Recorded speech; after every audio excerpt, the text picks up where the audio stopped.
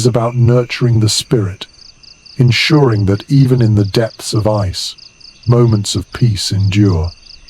Some researchers note that this closeness to hides and moss also meant closeness to scents. Every night, the smells of animal, plant, and smoke pressed into skin and hair. It may sound unpleasant, but perhaps it became part of identity, the scent of family, of tribe. To those children, the odor of fur was not strange, it was home. Tonight, as you breathe in that musk, you feel strangely comforted too, as though your senses recognize something ancient, older than memory itself. The cave around you sighs. Drips fall in the distance, fire pops, straw rustles. These are the lullabies of your ancestors, woven into the bedding beneath you. You shift, sigh, and let the hides envelop you further. Outside, the blizzard sharpens its teeth, but inside you rest. The bedding does its work silently, insulating you from cold, pests, and pain. It is humble, yet it holds the weight of innovation. As your eyelids grow heavy, you realize you are not just lying on animal skins and dried plants. You are lying on the first true beds of humanity, the foundation of all comfort that would follow. From these crude nests sprung mattresses, quilts, and pillows centuries later. But none of those modern luxuries matter right now. What matters is the warmth seeping into your bones, the softness beneath your cheek, and the gentle knowledge that you will make it through the night. The fire has settled into a steady glow now, not roaring, not threatening to vanish, but humming along as if it, too, has found a rhythm for sleep. You lie back, half-lidded eyes gazing upward, and there it is, the gentle hush of water dripping from some unseen stalactite in the depths of the cave. Plink, plink. The sound stretches across the chamber, echoing in ways that transform the smallest droplet into something grand. It feels like a metronome keeping time in the darkness, a patient and eternal lullaby whispered by stone itself. Excavations consistently reveal that prehistoric caves bore signs of water erosion and dripstone formations. Many shelters chosen for winter survival were not just empty cavities, but living spaces shaped by centuries of dripping, flowing water. To the modern ear, that sound is white noise, soothing, steady, a signal to the brain that it is safe to rest. Imagine how profound it must have been for your ancestors. No electricity, no hum of machines, no street lamps outside the window, only the faint rhythm of water falling into pools. A soundscape carved by nature and carried straight into their dreams. You turn your head slightly, listening harder. The sound is not uniform. Some droplets are quick, striking with a sharper tone. Others slower, rounder, a deeper splash. Each variation becomes a note in the cave's hidden music. Children curled under furs may have fallen asleep faster because of it. Mothers nursing infants may have timed their breathing to those drops. And elders, eyes half shut, might have woven myths about spirits whispering in each plink. An unusual observation from speleologists, the scientists who study caves, is that dripping water can alter its pitch depending on the size of the cavity it falls into. Small puddles produce high, tinkling notes, while deeper pools echo lower, resonant tones. In a sense, the cave played its own organ each night, an instrument that required no hands, only time and gravity. You can almost hear it now, shifting from treble to bass, weaving a natural lullaby across the chamber. The scholarly community is divided over how early humans perceived these sounds. Some anthropologists suggest the echoes were unsettling, even frightening, making caves seem haunted. Others argue that people embraced the noise, interpreting it as protective spirits or ancestral voices keeping watch. You, lying here with your cheek against fur and eyes half closed, feel it as comfort. Each drip marks the passage of time, not threatening but reassuring.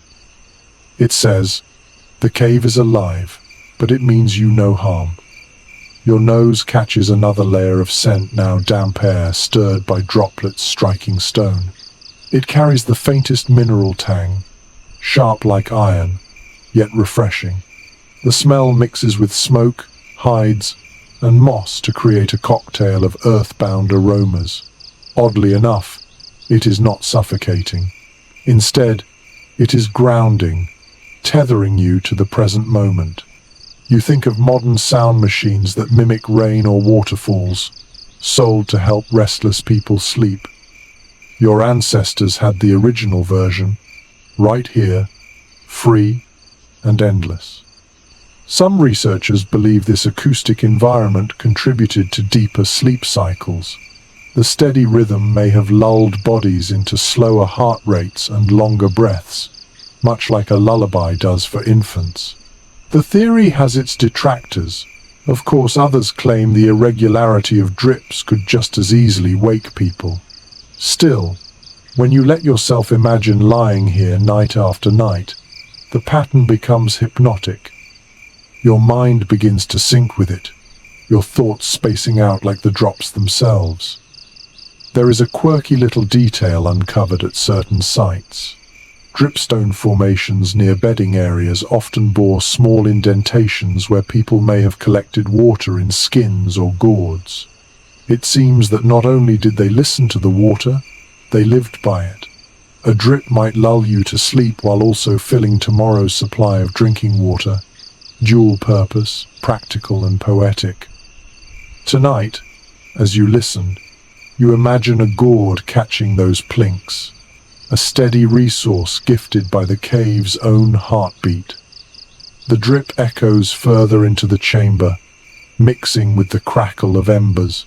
Together they create layers of sound fire's warmth in one ear, water's patience in the other. You realize how balanced it feels. Flame and drip, heat and cool, light and dark. Each sense is attended to, each need mirrored.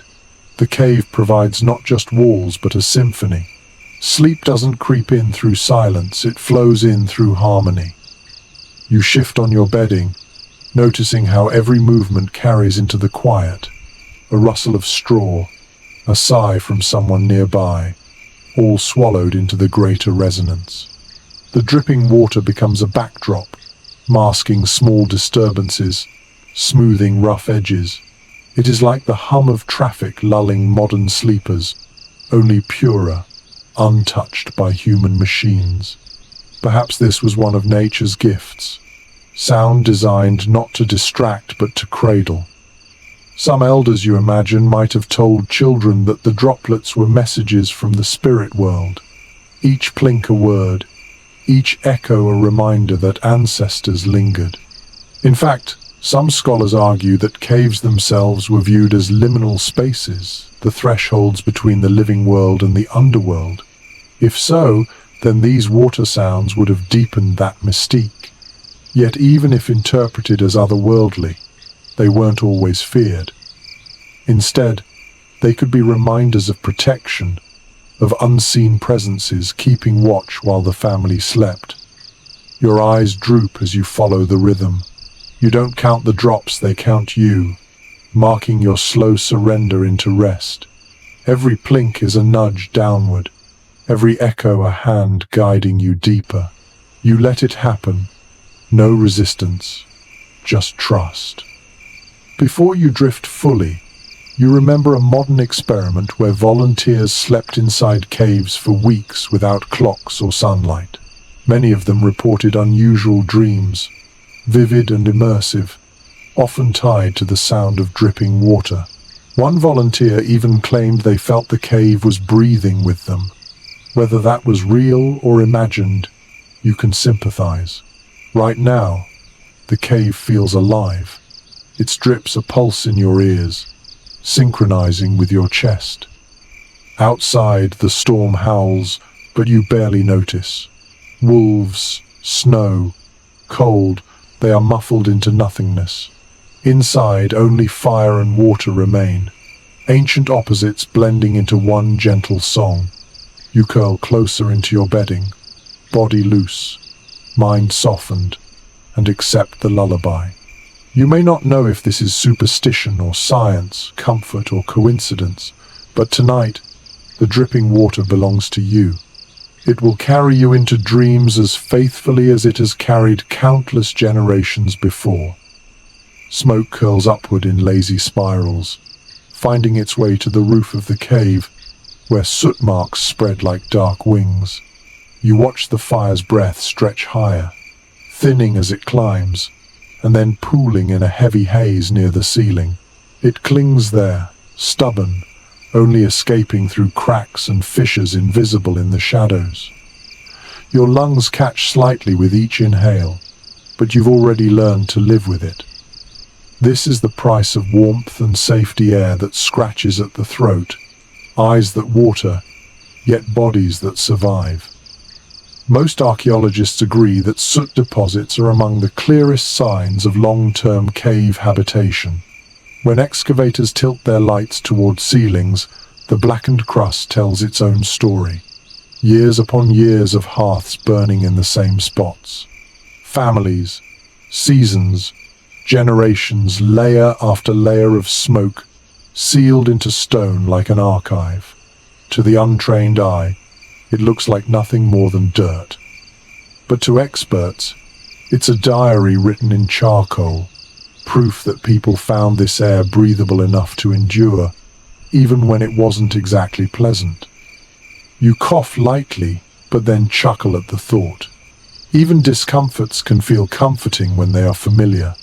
The sting of smoke in your eyes is shared by everyone around you, grandparents, children, hunters returned from the chase.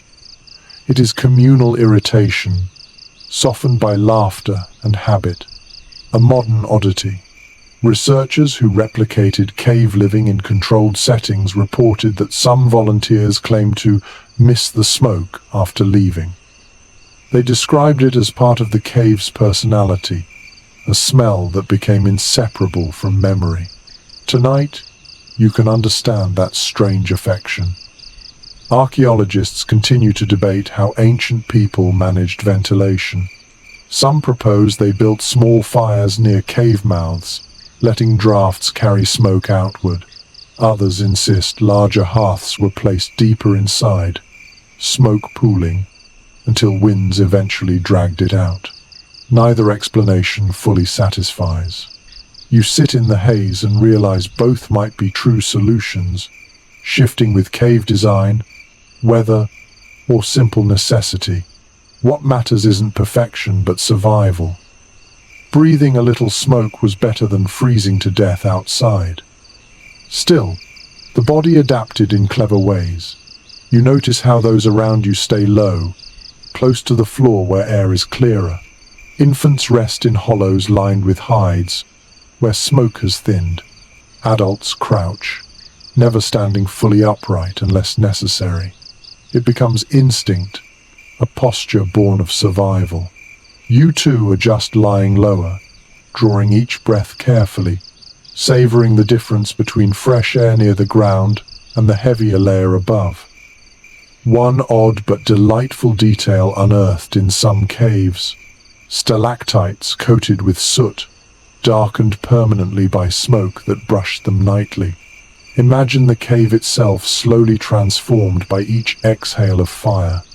What once was pale limestone became painted black, a collaboration between humans and stone. Even thousands of years later, those formations still carry the memory of smoke. You gaze upward and picture that transformation happening here, even as you lie beneath it. Your skin prickles with the warmth fire provides, yet smoke tempers it, reminding you not to grow complacent.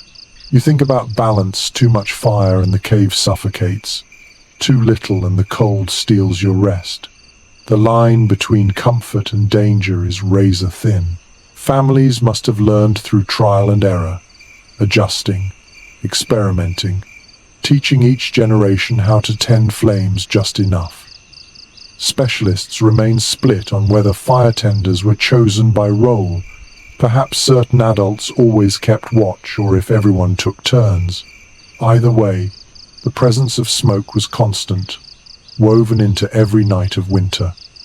You rub your eyes, watering from the haze, and feel oddly drowsy. Some scientists suggest that carbon particles or lower oxygen might have influenced sleep, pushing people into deeper states more quickly. The idea isn't proven, but as you blink heavily, it feels plausible. Smoke, for all its irritation, may have been a strange ally of slumber.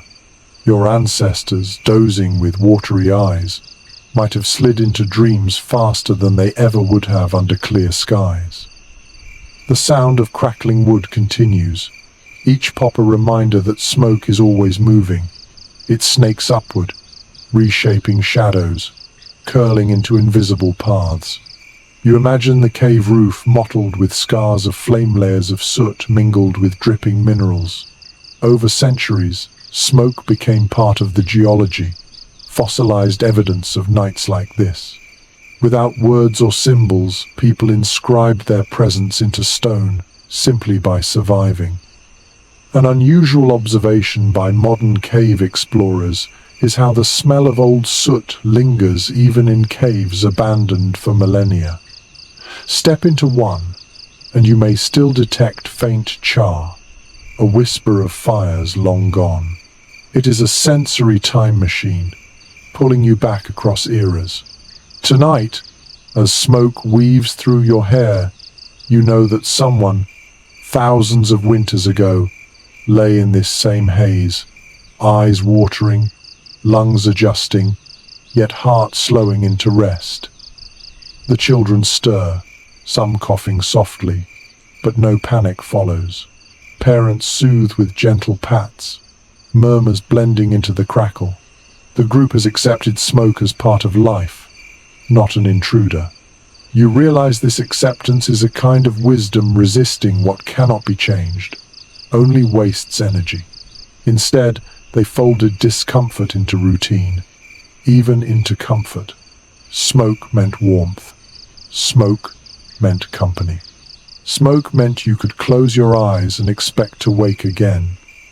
Your vision blurs slightly as tears sting, but the firelight beyond those tears glows softer, hazier, like a lantern seen through fog. It is beautiful. In a way, flame and smoke collaborating to paint dreamscapes on the cave walls. Bison and horses flicker, shadows elongated by the shifting haze.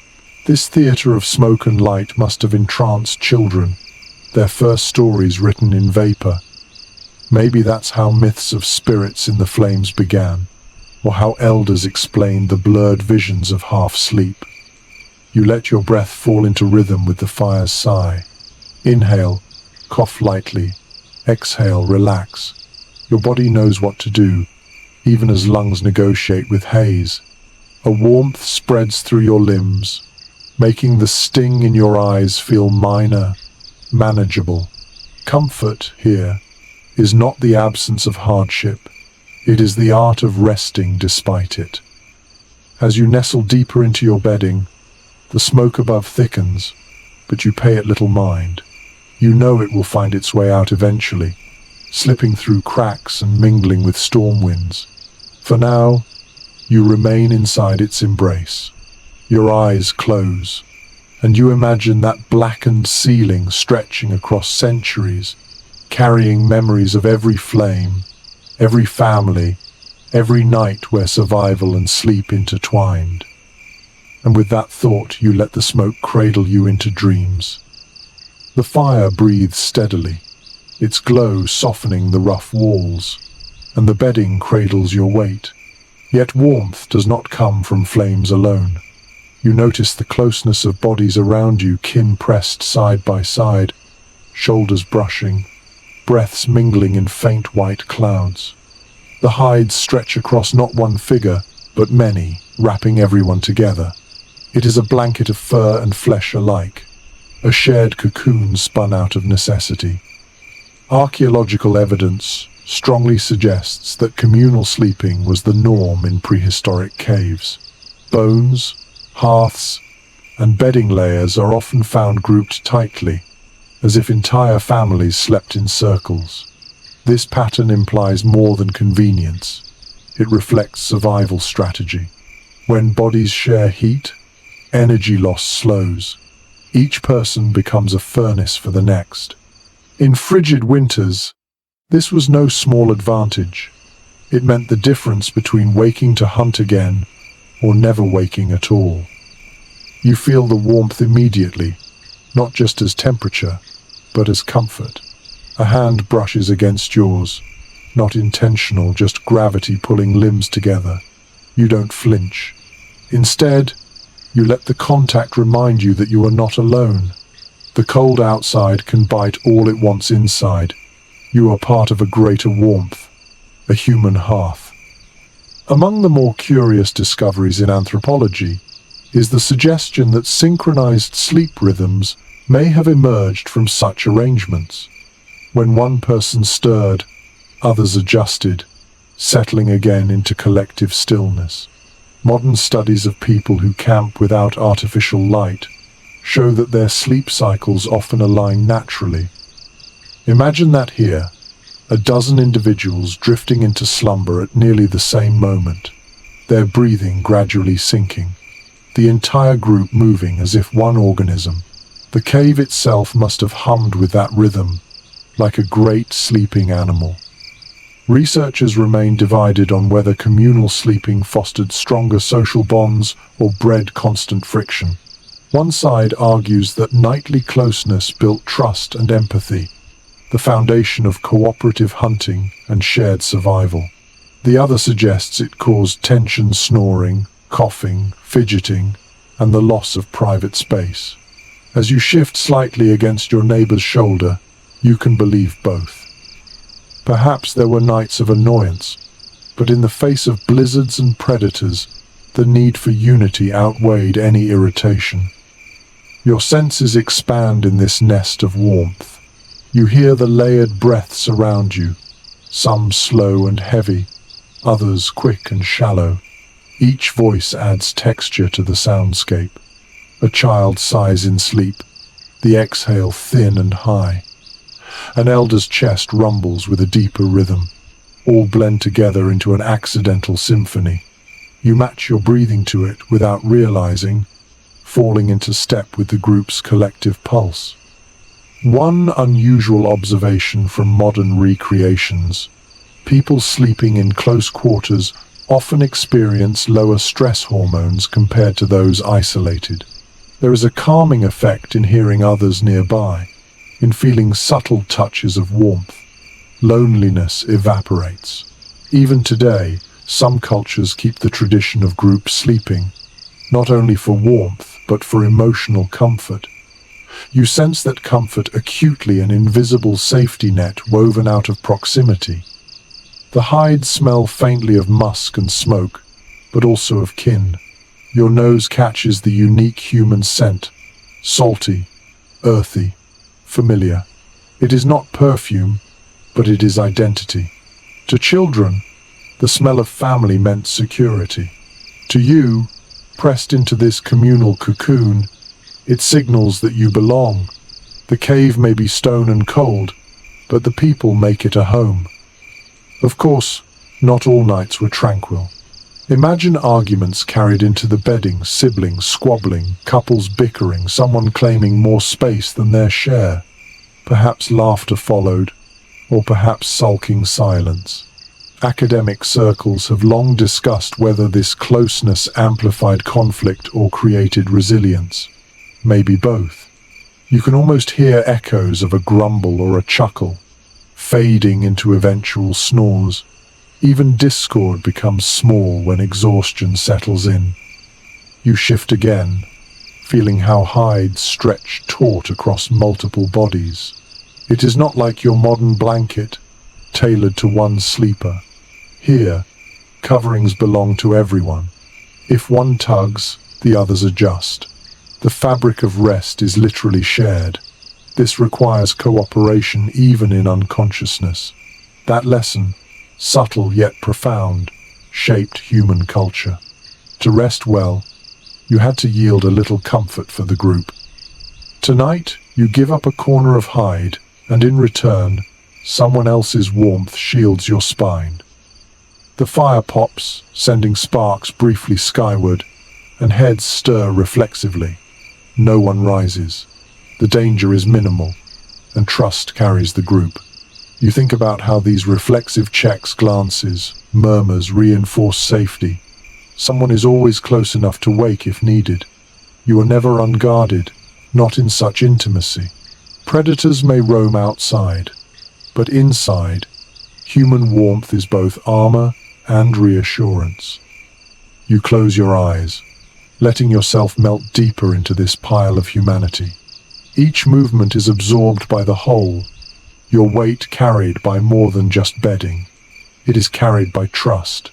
The warmth that seeps into your bones is not just physical, it is social, emotional, ancestral. You realize why stories of kinship survive across millennia. In the harshest winters, family was not just important, it was the only true shield against death. One odd but telling detail emerges in modern anthropological surveys. People who share sleep environments often recall more dreams than those who sleep alone. Some suggest it's because small disturbances wake them during lighter stages of sleep. If that were true for your ancestors, then communal living didn't just protect them physically, it enriched their dream lives. Perhaps dreams became shared stories, retold by firelight the next day, weaving collective mythologies. You smile faintly, realizing even dreams were communal property here. The storm outside rages on, unseen, unheard. Its power has no sway over you tonight. Instead, you are wrapped in warmth, carried by breaths, lulled by presence. You let the sensation wash through you, the brush of another's elbow, the rhythm of synchronized lungs, the muffled cough in the distance. These are not annoyances, they are proof that you are not alone, that you belong to a circle of life enduring the ice. Your body loosens, muscles unclenching, heart slowing. You surrender not just to sleep, but to the group's collective slumber. Your eyelids droop, heavy, as warmth and sound blur into one steady current. Outside, wolves pace. Inside, you dream. The warmth of bodies fades into the hush of awareness. Your eyes, half closed, drift toward the entrance of the cave. Beyond the glow of firelight lies only blackness, pierced occasionally by the silver shimmer of snow swirling under the moon. The world outside is alive with movement, though you cannot see it clearly. You sense it, the shifting of paws across ice, the low snarl of hunger carried on the wind. Wolves, maybe a lynx, perhaps even a great bear, restless in winter's depth. It is widely accepted among archaeologists that caves were chosen as shelters not only for their insulation but also for their defensive position. A narrow mouth of stone could act like a fortress with just one point of entry to guard. When predators prowled in the dark, the cave became a shield. Yet this sense of safety was always tinged with caution. A family might huddle in warmth, but ears remained tuned to the outside world. Each howl in the distance was both a warning and a reassurance. Wolves are near, yes, but they are not inside. You lie still, listening. The wind carries sounds unevenly, bending them until they seem closer or farther than they truly are. A howl arcs across the night, beginning low, then rising to a high, lonely pitch. A shiver runs through your spine, even though the wolves cannot reach you. Somewhere, a child stirs at the sound, pulling tighter beneath a hide. The cave walls amplify the outside noises, as though reminding you, danger lingers just beyond your walls. Among the more curious notes from ethnographers is that many hunter-gatherer groups into modern times created bedtime stories about predators. These tales were both warnings and comforts, designed to teach children caution but also to soothe them. You imagine an elder whispering now, "Stay close. The wolf will not cross the fire." It is a ritualized lullaby, fear softened into safety by story. Interpretations differ when it comes to whether early humans ever shared their caves with dangerous animals. Some evidence suggests bears may have denned in certain shelters before or after people, leading to potential clashes. Other scholars argue that humans carefully avoided caves with such signs. Still, bear skulls found deliberately arranged in niches hint at a relationship more complex than avoidance. Perhaps reverence, perhaps fear, perhaps both. As you stare at the cave mouth, you cannot decide whether you'd welcome or dread those glowing amber eyes appearing there. A sudden gust pushes snow deeper into the opening, scattering flakes that glisten against firelight. The cold shock tightens your muscles, but no beast follows. You breathe easier, though the awareness of what lurks beyond remains. You imagine wolves circling, their paws pressing the snow flat, their noses twitching for scents of meat or smoke. They wait, patient, clever, hoping for weakness. But the barrier of stone and flame stands strong. One unusual observation from zoologists is that wolves often avoided firelight even when desperate. Their caution, inherited through generations, made them hesitate at the glowing boundary.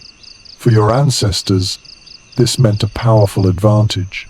Fire didn't just warm, it drew a line predators rarely dared cross.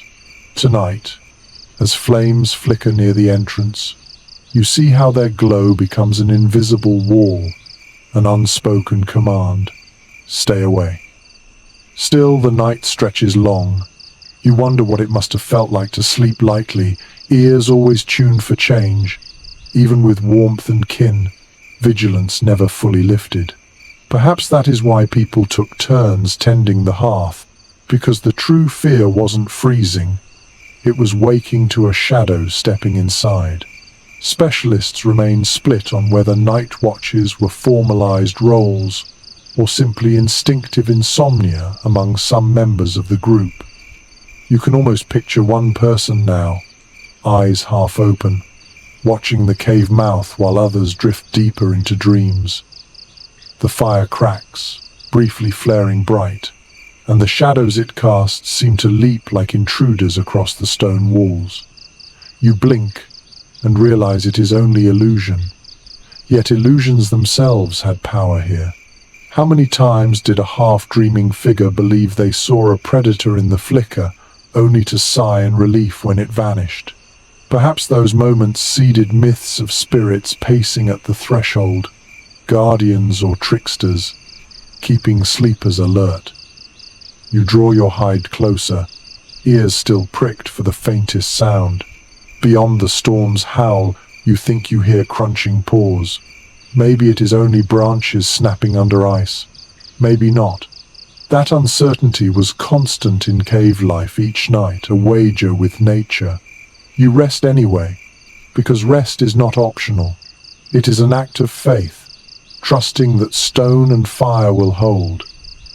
An odd but poignant discovery at some European sites is the presence of claw marks etched into walls. Some are shallow scratches from humans shaping tools, but others are deeper, older marks of cave bears or big cats long before people settled here. Imagine lying in the dark, eyes drawn to those scars, wondering what beast once prowled this same chamber. They are reminders that safety is relative, that caves are borrowed homes in a world of competitors. And yet, despite the danger, you feel gratitude. Outside, predators own the night. Inside, you sleep.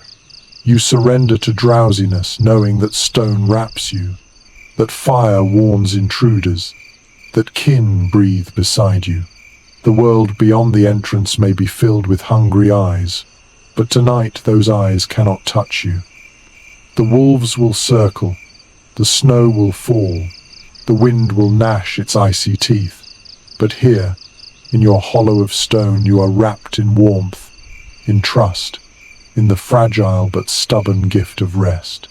You allow yourself to close your eyes, knowing danger will wait until morning, and by then, you will be ready. The fire softens, glowing like a tired heart, and the cave is steeped in shadows that stretch and sway across the stone.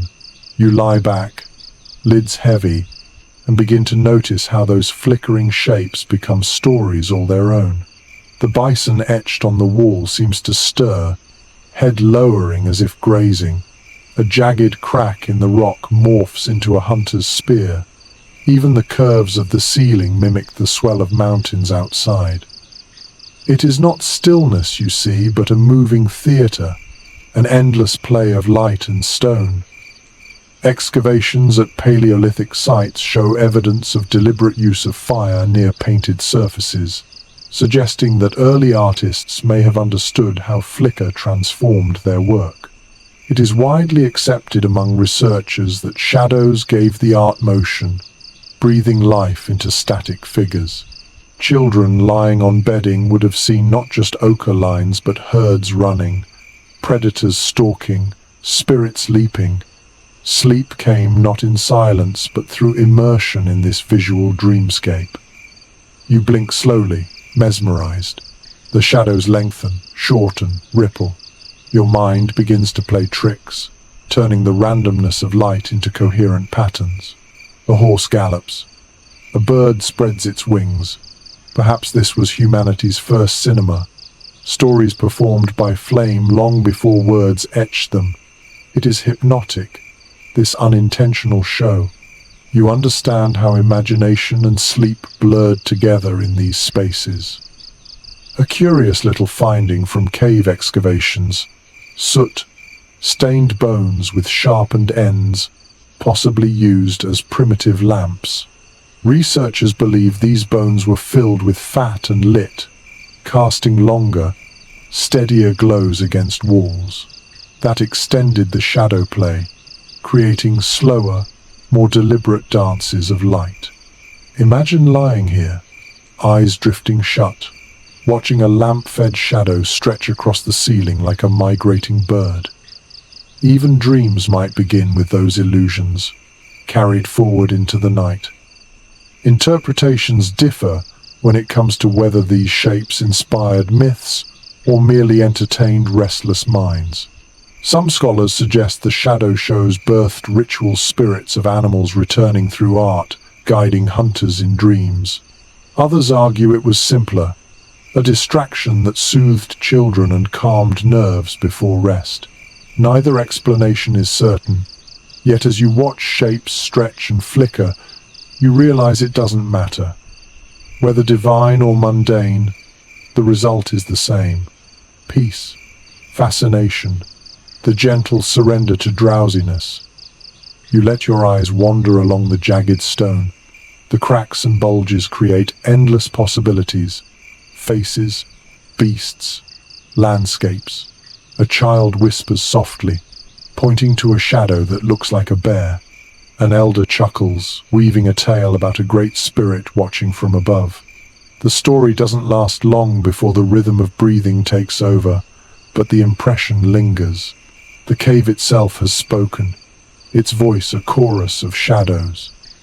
An unusual observation from experimental archaeology. Modern people placed in firelit caves often report the same sensation: shadows shifting into recognizable shapes, even when they know it's illusion. Our brains crave patterns, finding meaning in randomness. To your ancestors, without scientific explanation, those patterns may have felt like genuine visions. Sleep must have come tinged with awe, as if the world itself leaned down to whisper before you closed your eyes. The shadows ripple across your own skin, painting you in tiger stripes of light and dark. You watch your hand turn into a claw, your outlines stretch into something monstrous. Children likely played with such shapes, their fingers creating birds, wolves, or spirits on the walls.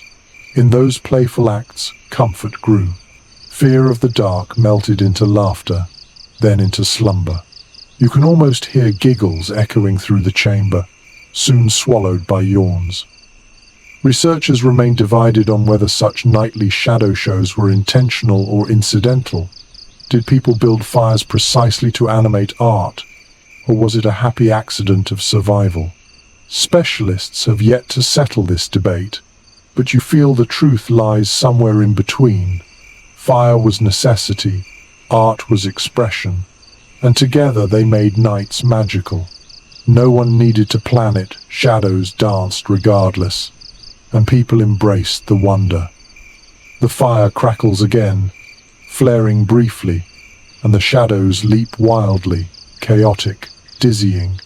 You catch your breath, startled, then laugh softly at your own reaction.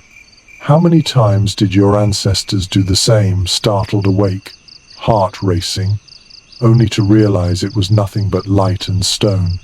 Perhaps these moments even trained the mind, blending vigilance with imagination, teaching humans to balance fear with curiosity. The cave grows warmer as hides and bodies trap heat, yet the shadows remain restless, shifting with every twitch of flame.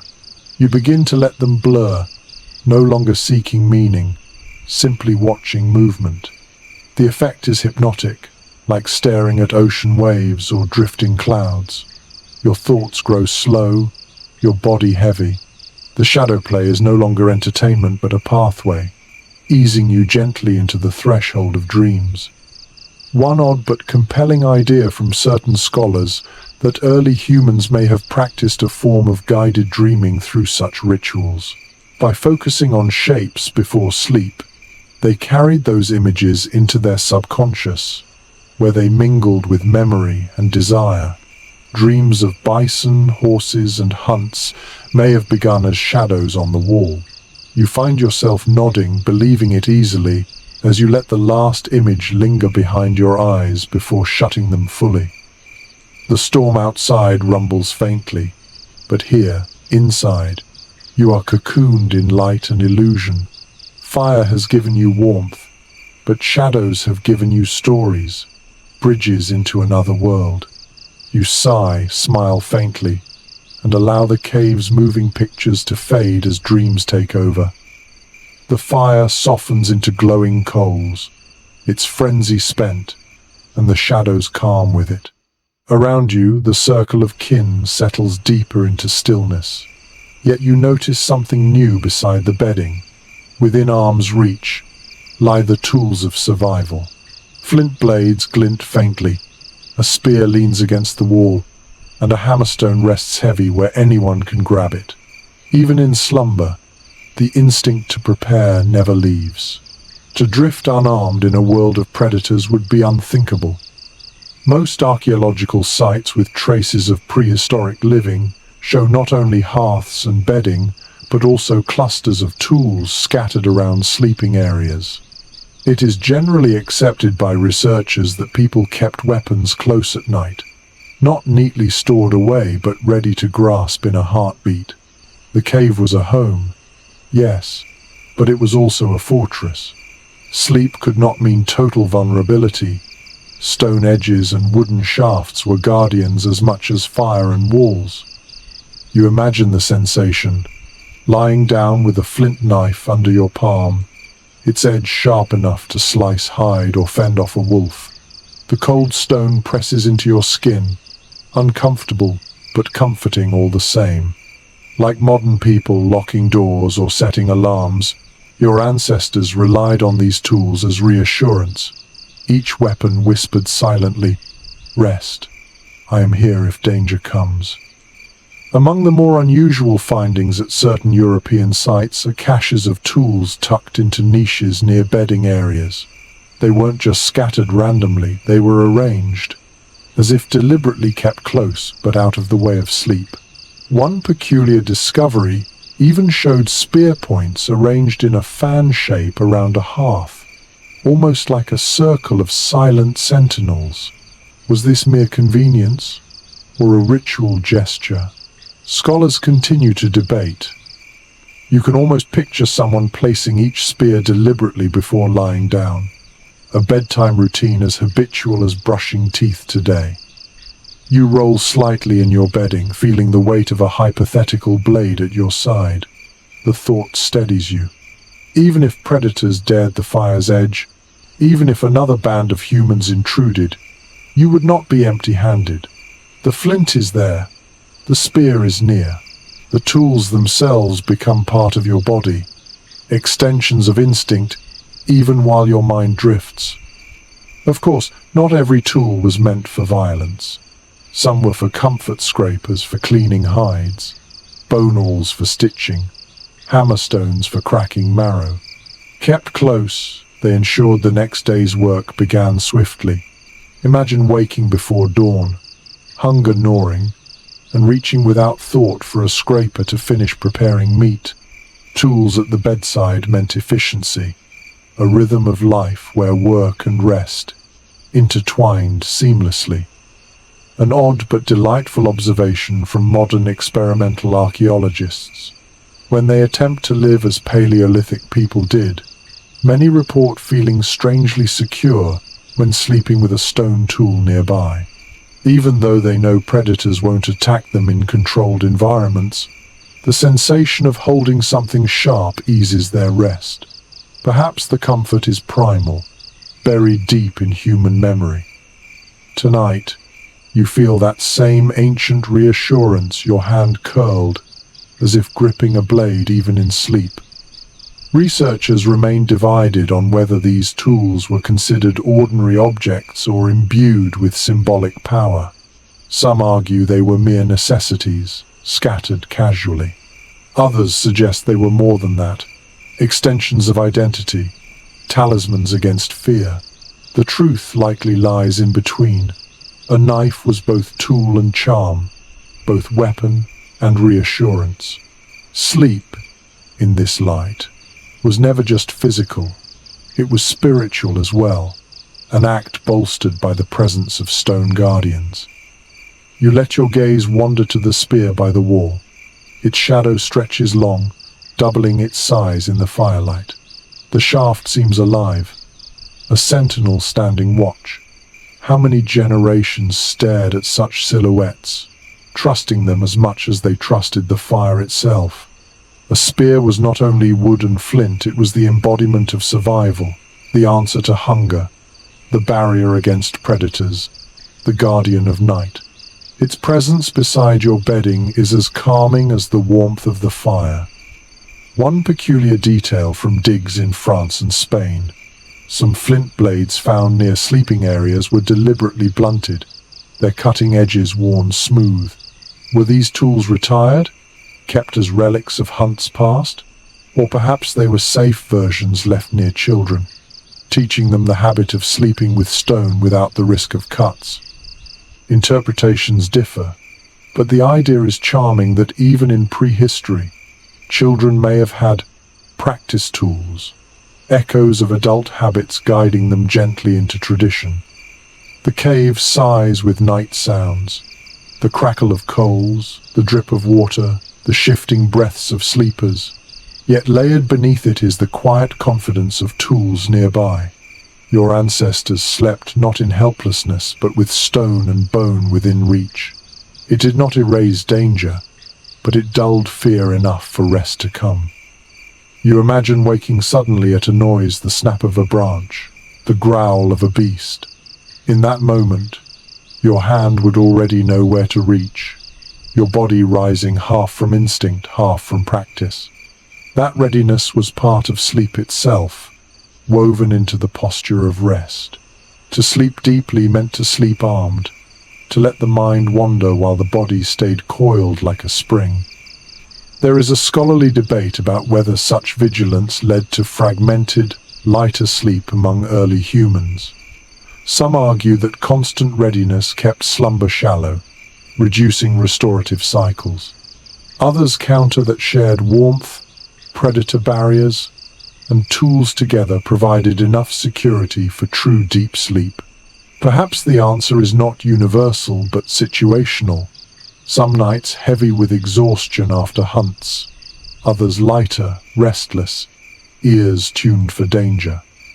Tonight, you sense yourself slipping into the deeper kind, reassured by fire, kin, and the silent company of stone. Your hand curls again, this time loosely, as if embracing the idea of a tool more than the tool itself. You exhale, letting tension seep out of your shoulders. The presence of blades and spears becomes background, no longer sharp reminders of danger but part of the environment. Just as the bedding cradles your body, the tools cradle your mind, giving permission to drift. Outside, predators still roam.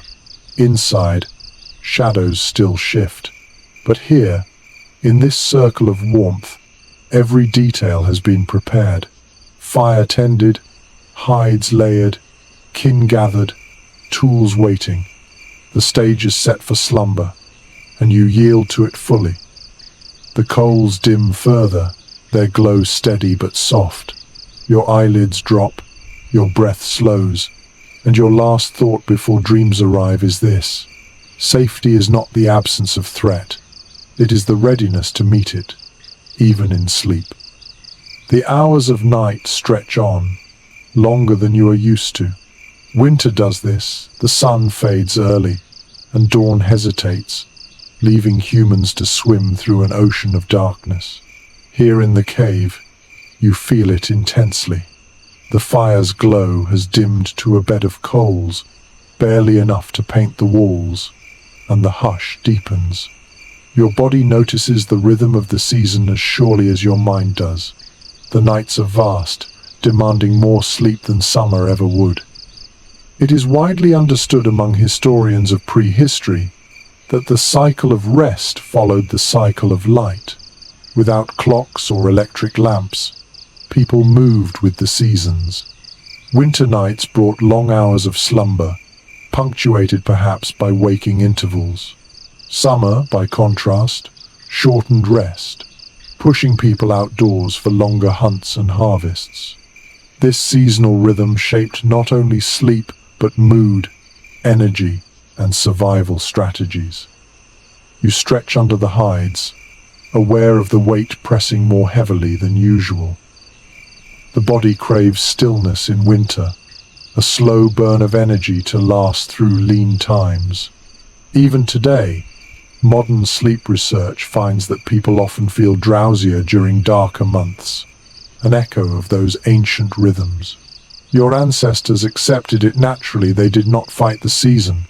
They let their bodies sink into deeper, longer slumbers, mirroring the earth itself at rest. An unusual observation by scholars studying circadian biology. Some indigenous groups in polar regions today still follow a form of seasonal hibernation, spending extraordinary amounts of time in sleep or quiet rest during the depths of winter.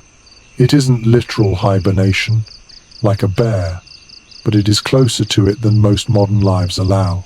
Imagine prehistoric families adopting a similar pace, days shortened to small bursts of activity, nights elongated into restorative stillness. You, curled inside the cocoon of the cave, can feel the same pull. Archaeologists continue to discuss whether prehistoric humans segmented their sleep during these long nights. Some evidence drawn from later historical sources suggests people drifted into first sleep soon after dusk, woke for an hour or two in the middle of night, then returned for a second sleep before dawn.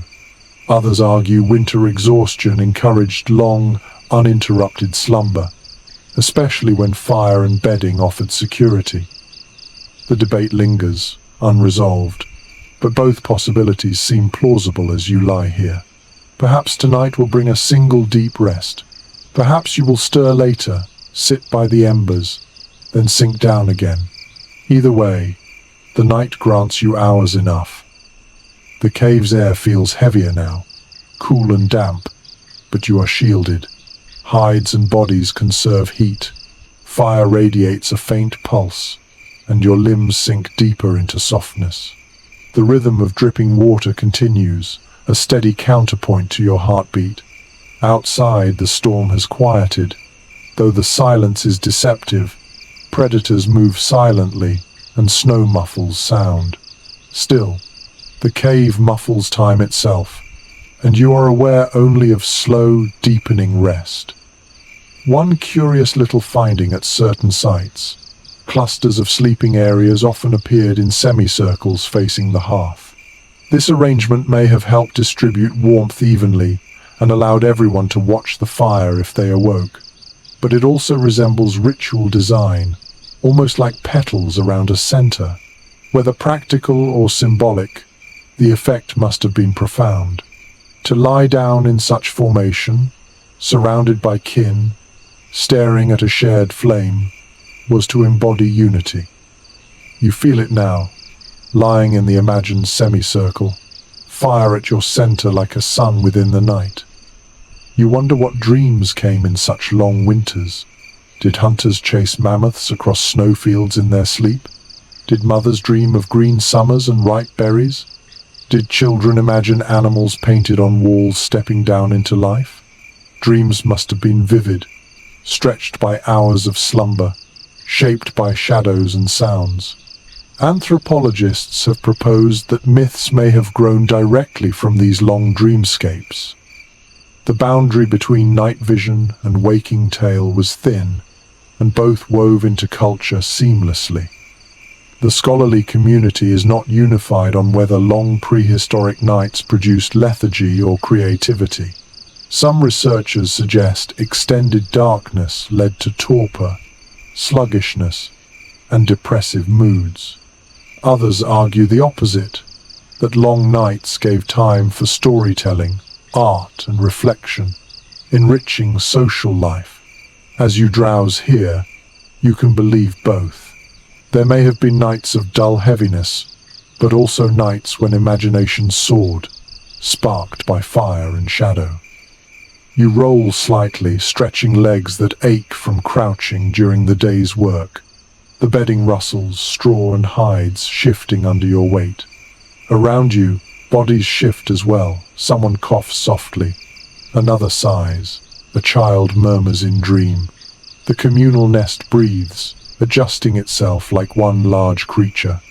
Its warmth is constant, but its sounds are ever-changing, proof that even in deep night, life stirs. An odd but telling detail from experiments with dark retreats, modern studies, where volunteers live without artificial light, shows that many people naturally extend their sleep to 12 or more hours when given unlimited darkness. They also experience more vivid dreams. It seems our bodies still carry ancient instructions. When nights are long, rest deeply. You feel that instruction in your bones now, a pull older than civilization, guiding you to let go fully. The fire pops faintly, startling a brief glance, then quiets again. Its glow seems smaller, but it is enough. Even coals provide a faint circle of safety, light against the vast dark outside. You know that when one sleeper wakes, they will add another branch, reviving flame. But even if no one stirs for hours, the embers will hold, glowing like quiet stars within the cave. That knowledge eases you further. You do not need to stay vigilant every moment. The night will be tended, whether by fire, by kin, or by time itself. You sigh, nestling deeper into your hide, eyes fluttering. The long night wraps you, demanding no hurry, no alarm. In this cave, time is different. Winter teaches patience, teaches surrender. You let your body learn it again, as countless generations did, to slow, to stretch, to rest longer than seems possible.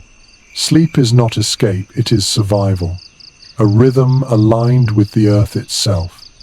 Your final thought before drifting deeper is simple. The night is long, but so are you. You can meet it with warmth, with trust, with dreams that outlast the storm. The coals still breathe faintly, a reddish pulse that glows just enough to remind you of fire's presence. Yet another light joins the scene.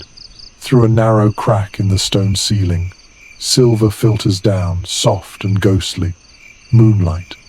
It drips into the chamber as though poured from a celestial cup, catching on damp walls, gleaming faintly on spear points, brushing the hides with pale shimmer. You open your eyes wider, and for a moment, you forget the cold, the smoke, the predators outside. The cave has become a lantern lit by the moon. It is a well-documented truth that prehistoric people lived in harmony with lunar cycles, long before written calendars existed. Phases of the moon guided hunting, gathering, rituals, and most importantly sleep. The waxing and waning silver globe offered rhythm to lives lived without clocks. Tonight, you see firsthand how moonlight seeps through the crack, marking the passage of time in a silent language. Sleep is no longer only fire's domain. It is guided by the heavens above. You let the glow wash over your face. It is cool, unlike the warmth of flames, but not unwelcome. It softens shadows instead of sharpening them, painting walls in delicate tones. The fire's orange dance becomes tempered by this pale partner. The cave is no longer just stone. It is sky, borrowed and contained within rock. You imagine children waking to see the light and asking questions their parents could not fully answer. What is that silver light? Why does it change shape? Questions that linger even now. A curious little detail from archaeological sites. Bones carved with notches that some researchers interpret as lunar calendars. These markings may have tracked phases, perhaps for predicting animal migrations or for timing rituals. Imagine a parent marking a piece of bone while lying awake in winter, counting nights by the moonbeam that entered their shelter. Sleep, then, was not merely drifting off. It was woven with observation, the night sky entering the mind as much as the cave air did. Scholars remain divided on whether moonlight disturbed or enhanced prehistoric slumber. Some argue that bright moons kept families awake longer, sparking stories and art under the glow. Others insist that moonlight aligned rest with natural cycles, nudging bodies into steadier rhythms. As you gaze at the pale beam painting the floor, you find yourself leaning toward both. It is both a stimulant and a lullaby, a reminder of mystery and a gentle cue to rest. The silver glow highlights the outlines of kin beside you. Their faces soften, the harsh lines of exhaustion erased by moonlight's caress. A child's cheek gleams, rounded in innocence. An elder's wrinkles blur into smooth shadows, time itself gentled by this celestial brush. You realize moonlight does not judge it, reveals beauty in everything it touches. No wonder myths cast the moon as a goddess, a mother, a keeper of night. Even without names for deities, people must have felt awe in this light. One unusual observation from ethnohistoric accounts. Some communities in later times believed that sleeping directly under moonlight could bring dreams or visions, even madness if too prolonged. You wonder if similar beliefs began here, in caves where silver slipped through cracks. Did mothers tug hides tighter over children, warning them not to gaze too long? Or did they whisper that the moon's light carried stories, guiding dreamers into the spirit world? Both ideas could be true depending on who whispered the tale. The beam shifts slowly as the moon arcs overhead. You watch it move across the stone, from ceiling to wall, from wall to floor, until it brushes near your hand. You extend a finger into it, smiling faintly at the cool glow. Fire warms, but moonlight soothes. They are opposites, yet together they cradle you. One guards against cold, the other against fear. You sigh, letting both wash into your skin. Archaeologists often point out that many cave paintings cluster in areas where cracks or openings admit natural light. Was this coincidence or deliberate choice? Some argue that artists used moonlight to illuminate walls, giving sacred paintings a silver stage. Others suggest that these spots were chosen simply because people noticed the beauty of light there. Either way, you understand the allure.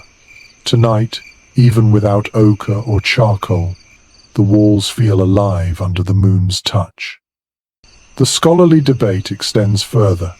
Did the moon govern human sleep cycles even more strongly than the sun in winter? With days so short, nights stretched vast, the moon became the clock. When it rose bright, people might wake and move. When it hid, people slept deeper. The truth is uncertain, but as you lie here, lulled by its glow, you sense the moon's command. Your body bends to it without resistance. The silence of the cave is deeper now, broken only by water's drip and the occasional sigh of kin. Yet the moonlight changes silence itself, making it feel sacred rather than empty. You think of it as a gift, proof that the outside world still exists, that stars and skies remain even when walls surround you. Perhaps your ancestors saw the moon as a visitor, peeking in to check on their safety, to bless their rest. A peculiar tidbit emerges from folklore collected in later ages. People often believed dreams under full moons were more vivid, sometimes prophetic. You imagine that tradition beginning here, with a sleeper rolling over in the beam and waking with visions too strange to ignore. Tomorrow, perhaps, they would tell others that the moon spoke through dreams. Stories would grow, myths would root, all seeded by the simple play of silver across stone. Your eyes droop again, though you try to hold them open for a moment longer, unwilling to let the beauty slip away. The cave is hushed, silver and amber blending, warmth and coolness balancing. You feel as though you are cradled not just by stone, fire and kin, but by the sky itself. The moon watches, steady and timeless, and you surrender to it gladly. Sleep comes not in darkness but in silver. You drift into dreams under the gaze of a celestial companion, safe within stone, guided by the rhythms of night that shaped humanity from its beginning. The silver thread of moonlight thins as clouds drift across the sky, leaving the cave darker once more. In the hush that follows, another sound rises to fill the space. A long, low call that carries through the night. An owl. Its voice pierces the stillness, echoing between stone walls, then fades into silence again. You lie very still, ears tuned to its rhythm, half startled, half soothed. The cry is eerie, yes, but also strangely comforting, like a reminder that life stirs beyond the cave without threatening to intrude. Most archaeological evidence suggests that prehistoric people lived in landscapes teeming with nocturnal sounds, wolves howling, owls calling, foxes yipping. Without modern insulation or glass, these noises entered directly into their sleep, shaping rest in ways we can barely imagine today. For some, the calls must have been unnerving. For others, they were lullabies, steady signals of a world still functioning as expected. To your ancestors, silence itself may have been more alarming, for silence meant absence of life, perhaps danger. You listen again. The owl calls a second time, deeper now, closer. The sound bounces around the chamber, its timbre altered by rock. In this acoustic theatre, one bird becomes many, as though the cave itself joins the chorus. Some anthropologists believe early people connected these echoes with the supernatural, interpreting nocturnal cries as messages from unseen realms. The cave amplified those beliefs, turning simple calls into voices of spirits. An unusual note comes from folklore. Across many cultures, Owls later became symbols of wisdom, death, or prophecy. It's not hard to imagine why. Their eyes glowed in firelight, their calls echoed unnaturally, and their presence was strongest when humans were most vulnerable at night. Perhaps those associations began here, in caves where children stirred under firs at each haunting hoot. Elders may have explained it away with stories, turning fear into meaning. The academic community remains split on whether nocturnal sounds disturbed or supported rest. Some argue that frequent calls fragmented sleep, keeping people in lighter stages. Others suggest these noises blended into a natural soundscape, masking sudden disruptions and helping the brain feel secure. Tonight, lying here with owl cries drifting through the stone, you lean toward the second view. The calls repeat, steady, predictable. They are not interruptions, they are reminders that you are not alone in the night. Your eyes drift half shut as you follow the rhythm. The owl calls, then silence swells, then water drips, then fire crackles. The sounds layer gently, weaving into something larger than any one of them. You realize that prehistoric nights were never silent. They were symphonies composed of elements, animal voices, weather, flame, water, breath. Sleep came not despite the noise, but through it, the body recognizing it as the natural heartbeat of the world. A peculiar detail observed in certain caves. Bones of small birds, possibly owls, have been found near hearths. Whether they were hunted for food, feathers, or symbolic meaning is uncertain. Perhaps feathers lined bedding, perhaps bones rattled in ritual, or perhaps the presence of such birds in myth began with their haunting voices outside, creeping into dreams until people sought to embody them in waking life. You imagine an elder keeping an owl feather as a charm beside their bedding, trusting its voice to ward off danger. Another call rings out, longer this time, resonant. A child whimpers faintly, shifting under the hides. A parent's hand soothes, murmuring low, and the child drifts back to sleep. It is a simple act, but it shows how sound shaped bonds. Families comforted one another against the noises of night, weaving reassurance into shared rest.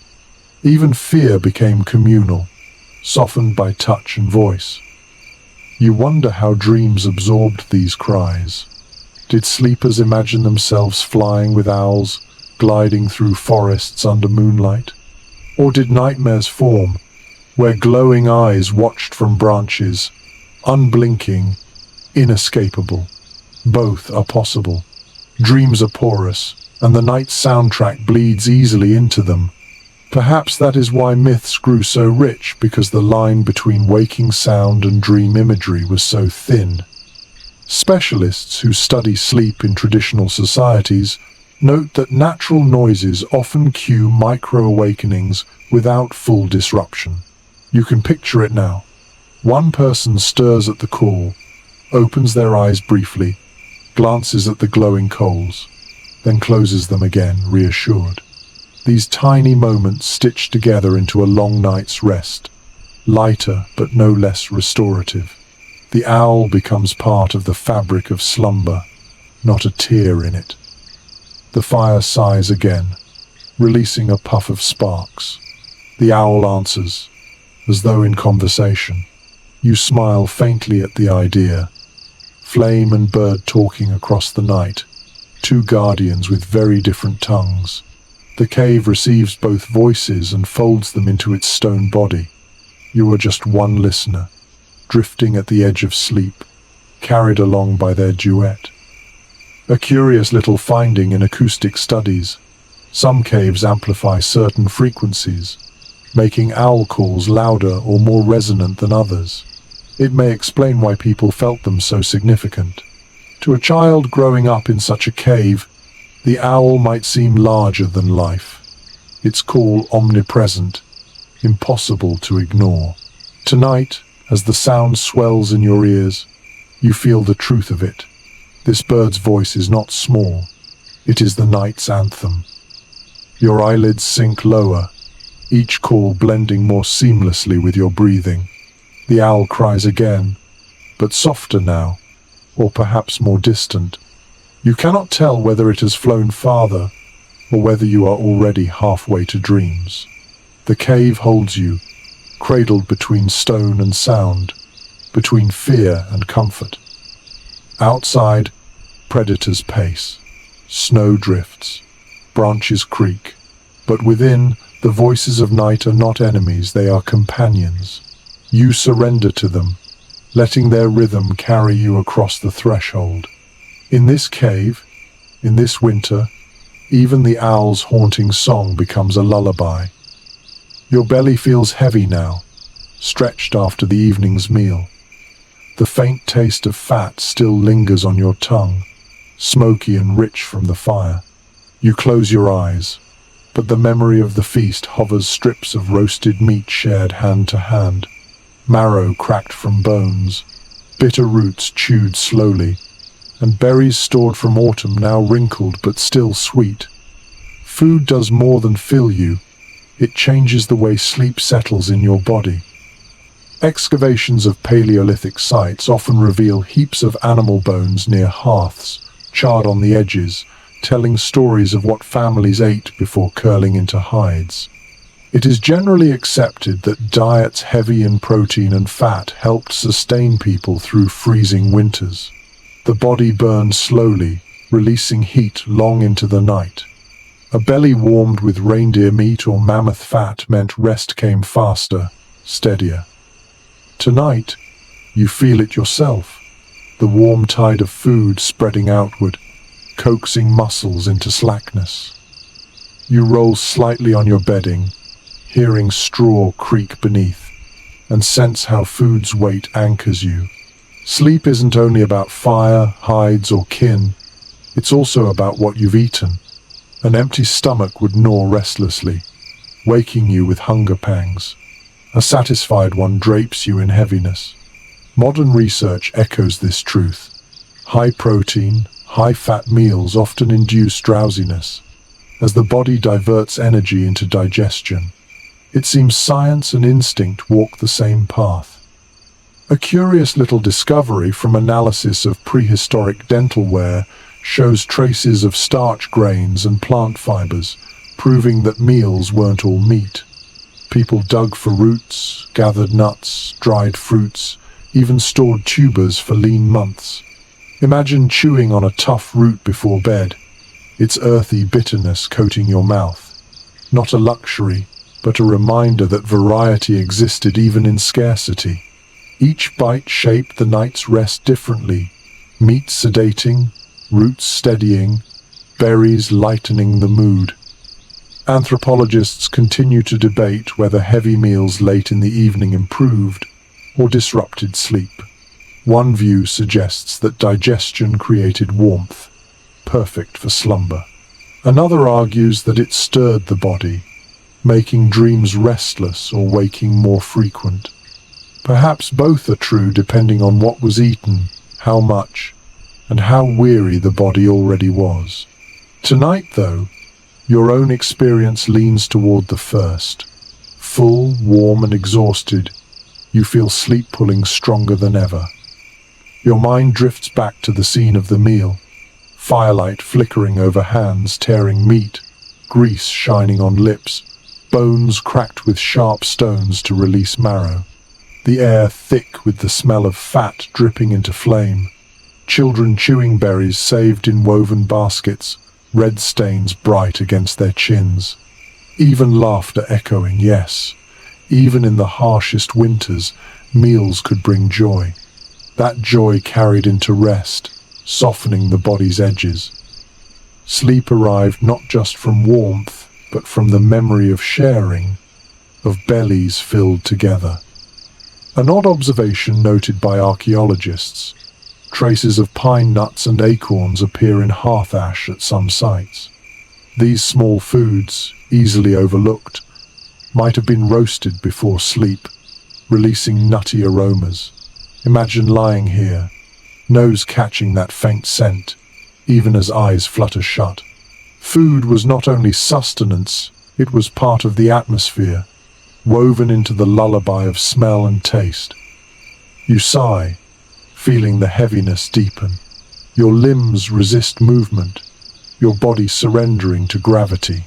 This is the work of diet as much as bedding. A belly full of fat-rich meat signals your brain to rest, to slow, to conserve. Hunger drives wakefulness. Fullness permits dreams. You realize this is the hidden rhythm of winter nights. Eat, warm, sleep, repeat. The cave was not simply shelter.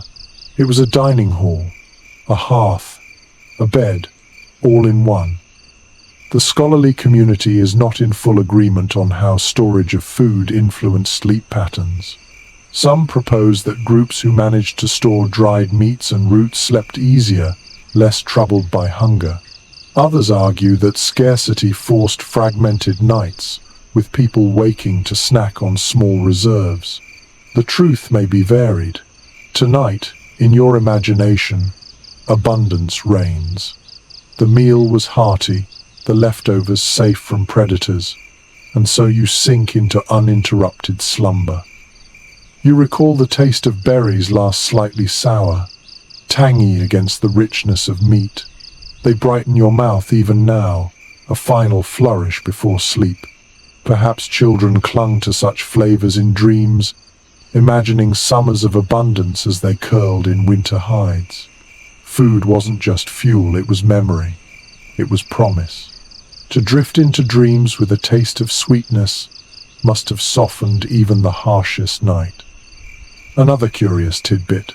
Coprolite analysis, yes. Ancient preserved waste shows evidence of medicinal plants consumed alongside meals. Some may have acted as mild sedatives, easing coughs or calming stomachs. Imagine chewing bitter leaves before bed, grimacing, but knowing they'd help you breathe easier. Medicine disguised as supper, leading straight into calmer sleep. Even without knowing the chemistry, instinct guided people toward plants that helped rest. The fire crackles faintly, belly warm, body heavy. You let yourself recall the rhythm of eating, the sound of bones breaking, the murmur of kin in satisfaction. These echoes fade now into slower breaths, the meal transformed into warmth inside you. Your body thanks the feast by surrendering, muscles melting into straw and fur. Outside, predators still sniff at scraps. But inside, fullness guards you. Hunger has no claws tonight, no teeth gnawing in the dark. You are safe in body and mind, carried into dreams not only by warmth and shadows, but by the steady anchor of a satisfied belly. Your last conscious thought is simple and deeply human. I am fed. I can rest. The cave is warm with breath and fire, but the air grows heavy. You inhale and notice something new, a resinous sharpness, a faint sweetness threading through the smoke. Someone has tossed a chunk of pine sap into the embers. It hisses, sputters, and releases a fragrance so distinct it cuts through the damp. The scent clings to your nostrils, soothing and invigorating at once.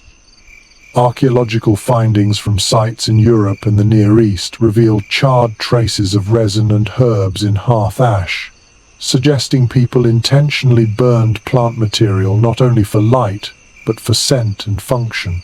Many researchers accept that pine, juniper, and other evergreens were valued for their cleansing smoke. The aroma wasn't decoration. It eased breathing, masked harsher smells, and perhaps even discouraged insects. Tonight, you feel the air shift immediately, less oppressive, more breathable, as if the cave itself exhales in relief. You lean closer to the fire, watching the resin bubble and pop. Its sticky body liquefies, oozing like honey before turning black. The smell deepens, sharp yet pleasant. It mingles with the musk of hides, the mineral damp, and the char of meat, layering the cave's atmosphere into something richer. To you, it feels almost medicinal. Your chest opens slightly, your cough eases. You wonder if your ancestors noticed the same, learning over time that certain plants made nights easier. One odd but telling detail from experiments.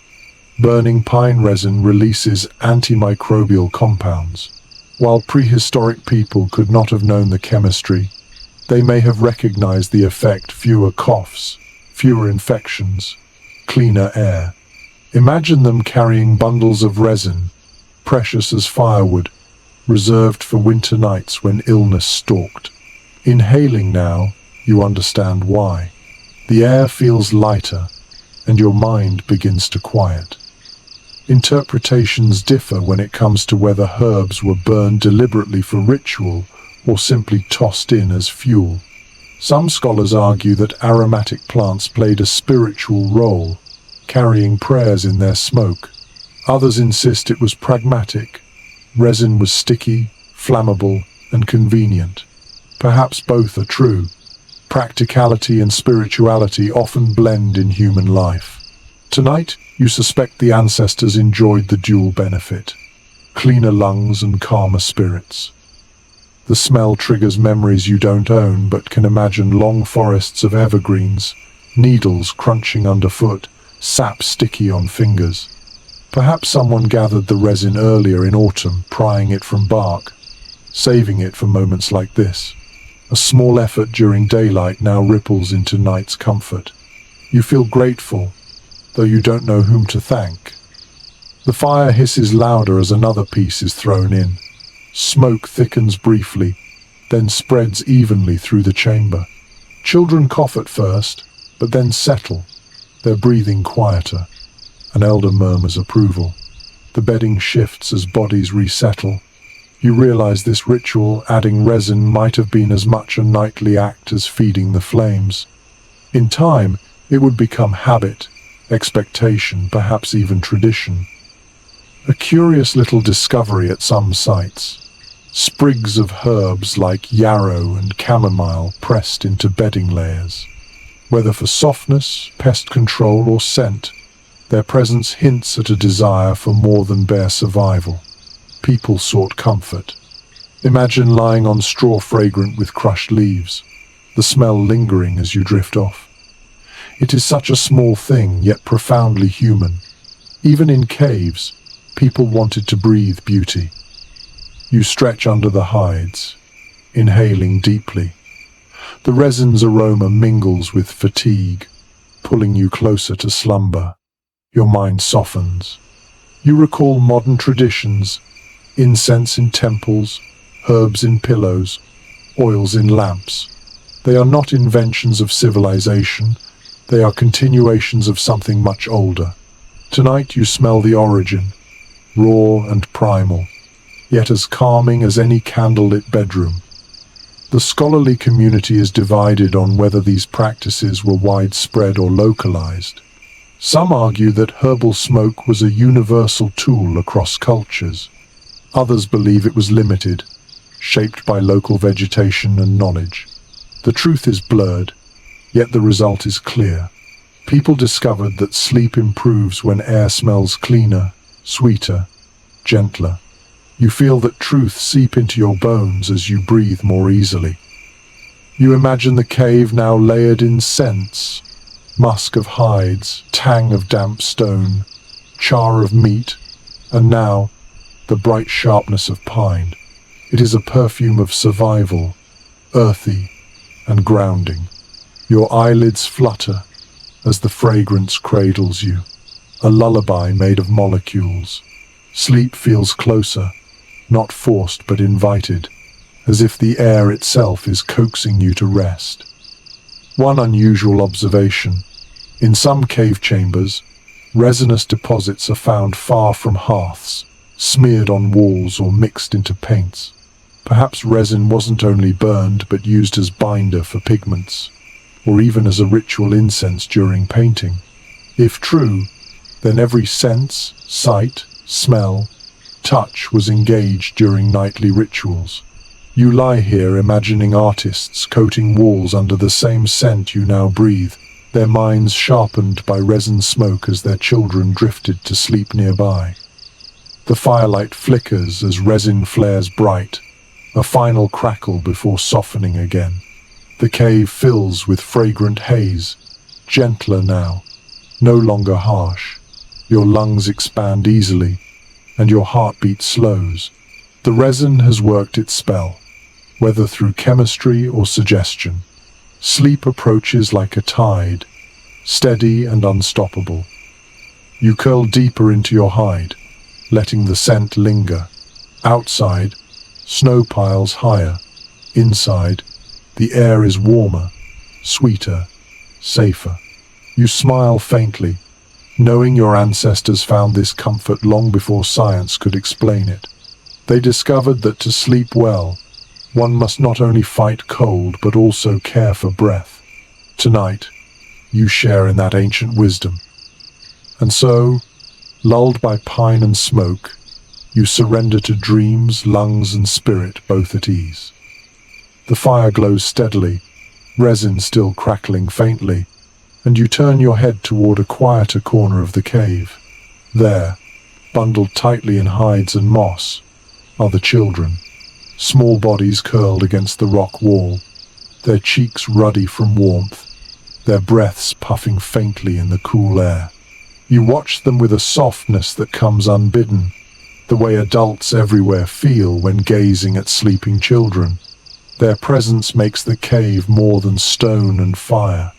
It makes it home. Archaeological excavations often uncover miniature footprints near hearths and bedding, proof that children shared these spaces intimately. It is widely accepted that even in prehistoric nights, little ones slept close to parents, wrapped in communal furs for both warmth and protection. To imagine them placed apart, left alone, feels unthinkable. The dangers of cold and predators demanded closeness. You see it now, their small hands tucked into their mother's sides, their bodies nested within layers of hides. One curious little finding from South African sites shows bedding layers interwoven with softer grasses, possibly chosen for children. The grasses resisted insects better and made surfaces more comfortable.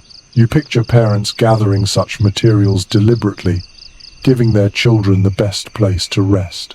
Even in scarcity, care was abundant. Comfort for the youngest was survival for the group. Debates persist among scholars about whether children's presence in caves shaped the rhythm of adult rest.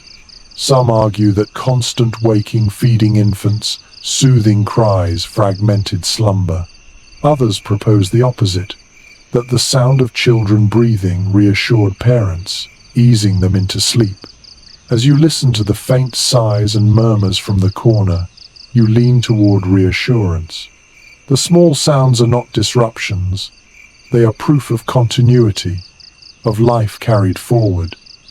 You imagine one child stirring, eyes half opening, whispering for water or warmth. A parent shifts without hesitation, adjusting the hide, murmuring low. The child drifts back almost instantly, comforted by touch more than words. These nightly rituals, small and repetitive, must have shaped bonds as strong as any hunt or feast. Night after night, love expressed itself in gestures invisible to archaeologists, but etched deeply in human memory. An unusual note: in certain burial sites, children were found interred with miniature tools or ornaments, suggesting they were seen as full members of the community from birth. If such care was given in death, how much more must it have been given in life, particularly in fragile winter nights? You look at the little forms sleeping now, and you know that every adult in the cave watches over them, even unconsciously, as part of the group's unspoken pact. You roll slightly, bedding rustling, and realize how much children must have influenced stories told by the fire. Their questions, their fears, their laughter all wove into the fabric of night. Perhaps parents told tales to settle them, turning predators into mythical creatures, turning shadows into playful spirits. These bedtime stories were as vital as food, easing small minds into rest so the group could rest as well. The echoes of those tales may be the ancestors of the lullabies and fairy tales we know today. Researchers continue to explore whether place spaces in caves, small alcoves with scattered bones, or tools served as daytime corners for children. If so, then the transition at night, when play gave way to sleep, must have been profound. Imagine a child falling asleep under the same wall they had earlier used to play shadow games, laughter turning to snores, imagination to dream. Even in prehistory, childhood had its cycles, familiar and comforting. One odd but telling discovery: beads and shells sometimes found near child remains suggest that adornment, perhaps even toys, accompanied them. Did children clutch these trinkets while sleeping? Did parents tuck charms into their bedding to guard against nightmares? The thought feels tender, almost too modern to be true, yet entirely possible. Even in caves, the instinct to comfort children with objects of beauty may have existed. You watch as one child stretches in slumber, a small fist opening, then curling again. The movement is fragile, delicate, and yet it carries the weight of survival. Each child's rest meant the continuation of the group. Every adult knew this instinctively. The hush of the cave is not only to protect sleepers but to protect the future itself.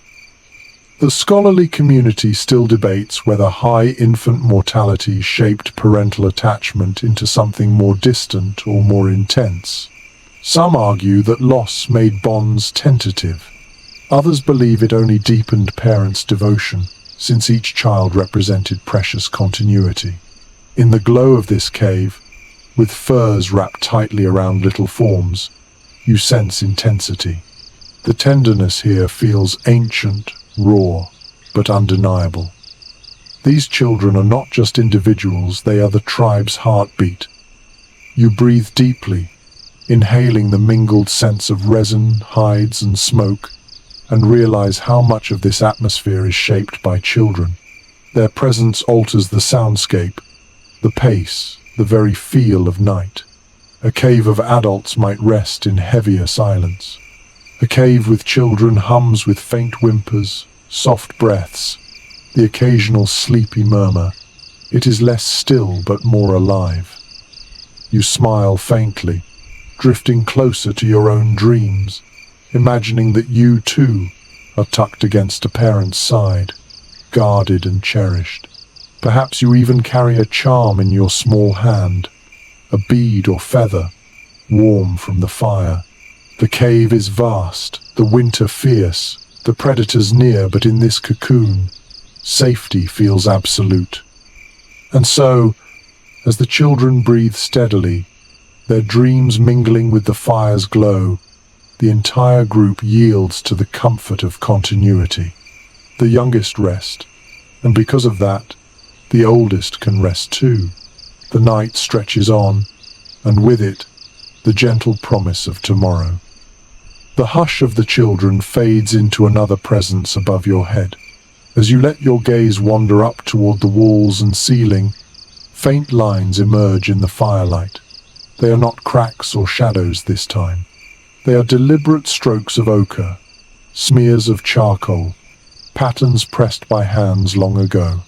Painted animals peer down at you, bison broad, shouldered and proud, horses mid-gallop, deer with tall antlers branching like trees. They are frozen, yet alive, their eyes catching sparks of fire as though blinking. Archaeological discoveries at sites like Lascaux and Chauvet reveal that painted caves often doubled as living and sleeping spaces. Most experts accept that these images were not mere decorations. They carried significance. Perhaps spiritual, perhaps instructional, perhaps both. To sleep beneath them was to be watched by more than family. It was to lie under the gaze of spirits, of creatures larger than life, guardians or guides for the night. You shift slightly, neck craned back, and imagine how such paintings must have shaped rest. A child staring upward might see not just pigment, but herds of animals marching across stone. An adult, eyes closing, might dream of the hunt more vividly because of these constant images. The cave became not only shelter but also a gallery of imagination, dreams seeded before sleep even began. An unusual detail from certain painted caves. Some images were placed specifically above or near sleeping areas. Archaeologists wonder if this was coincidence or design. Did families deliberately choose spots under bison rather than blank walls, hoping for protection in sleep? Did paintings of predators serve as warnings, reminders even in dreams to stay alert? There is no definitive answer, but the placement itself raises questions that linger in your mind as you lie here beneath the stone herd. Debates among scholars remain lively about whether these paintings were viewed only in rituals or seen daily by those who lived inside. Some argue the art was sacred, reserved for ceremonies deep in the caves, far from sleeping chambers. Others note that soot and ash near painted walls suggest fires burned regularly below them, meaning people lived with these images constantly. You, staring up at ochre forms, believe the latter. They are too present, too vivid, too close to ignore. The fire flickers, and shadows ripple across painted bodies. Suddenly the bison appear to move, the horse's legs to kick, the deer's antlers to sway. The illusion is startling but mesmerizing. Perhaps this was the artist's intention to animate the animals, to blur lines between stone and life.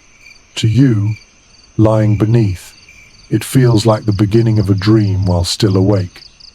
A curious little discovery. Some paintings contain multiple legs or overlapping outlines, as if artists were deliberately suggesting movement.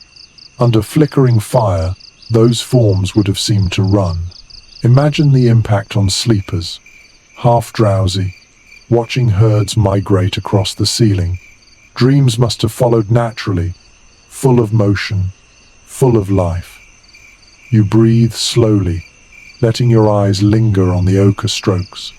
The smell of resin still lingers in the air, mingling with smoke, as if even the atmosphere honors these images. You wonder if families whispered prayers to the animals before sleep, asking bison for strength, horses for speed, deer for vigilance. Sleep itself might have been seen as entering the animal's world, guided by the painted spirits above. The scholarly community is divided on whether cave art was primarily symbolic or practical. Some see it as magic to ensure successful hunts, others as memory aids, teaching children about creatures of the world. But as you lie here, eyelids drooping, you realize the paintings also served another role.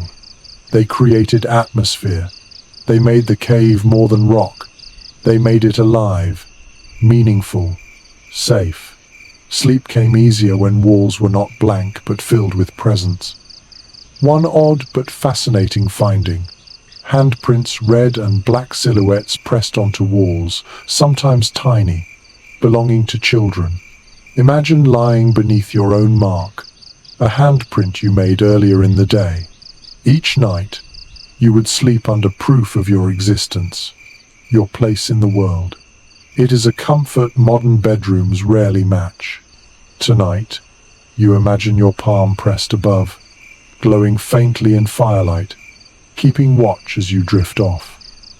The animals gaze down, silent, unblinking, yet they seem more alive than many humans you've known. Their stillness hums with power. You feel it seep into you, a reassurance that you are part of something larger, a cycle of predator and prey, of hunter and hunted, of survival itself. The art tells you, you belong, and in that belonging, rest comes freely. You close your eyes at last, though the images remain vivid behind your lids. Bison thunder, horses run, deer leap. They accompany you into the dream world, guides painted not only on walls but in memory. You sink deeper, carried by art as much as by bedding or fire. Outside, the storm quiets. Inside, spirits of animals breathe with you.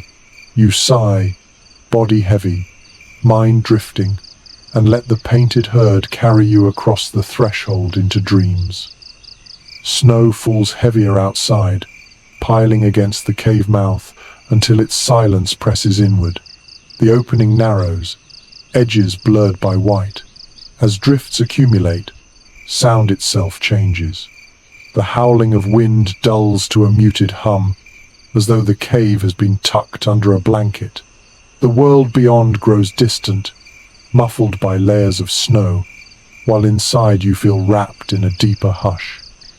Archaeological evidence from high-latitude sites shows that snowdrifts often sealed entrances during winter, sometimes deliberately encouraged by humans piling branches to trap flakes. Scholars generally agree this accidental insulation worked in their favor.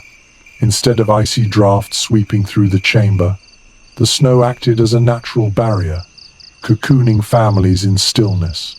You experience it now, the sudden calm when the storm outside can no longer claw its way in. You draw in a breath. The air is cooler, yes, but oddly steady. Without gusts rattling the fire, flames burn more consistently. Smoke curls upward with less turbulence. The entire cave feels calmer, as though the earth itself decided to protect its occupants. You realize snow, once feared as enemy, can also serve as guardian. It keeps out predators too, dulling scents, muting footsteps. A wolf may circle outside, but its approach is softened, almost invisible.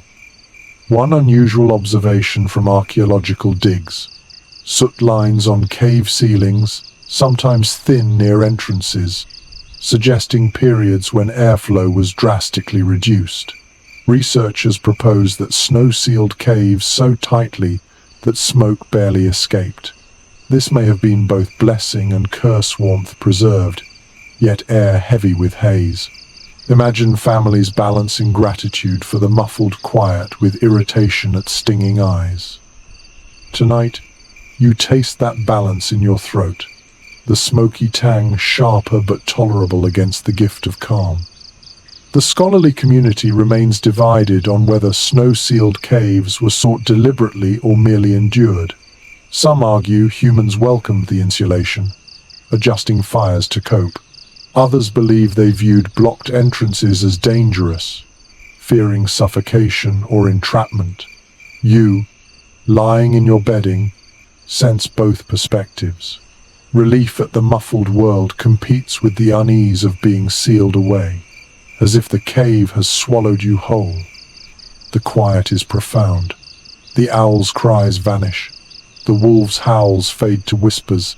Even the drip of water sounds gentler, cushioned by snow. It is as though you have entered a womb, encased in silence older than words. Your body responds, instinctively. Breathing slows. Shoulders loosen. Eyelids sink.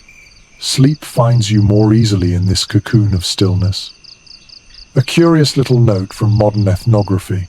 In Arctic communities, snow houses, igloos, create nearly identical effects. Warmth preserved, noise reduced, rest deepened.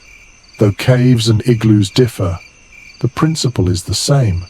Snow, enemy of hunters in the open, becomes friend when walls and roofs harness it. Tonight you share that experience, tucked into a cradle carved by winter itself. The fire glows against the white drift at the mouth, turning snow into a glowing wall of amber. Shadows dance across it, alive yet harmless. Children stir to glance, then smile, reassured that nothing can break through.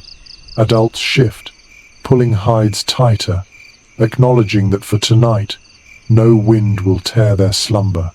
The snow is both barrier and blanket, part of the cave's design. You exhale, noticing how sound changes inside your own chest.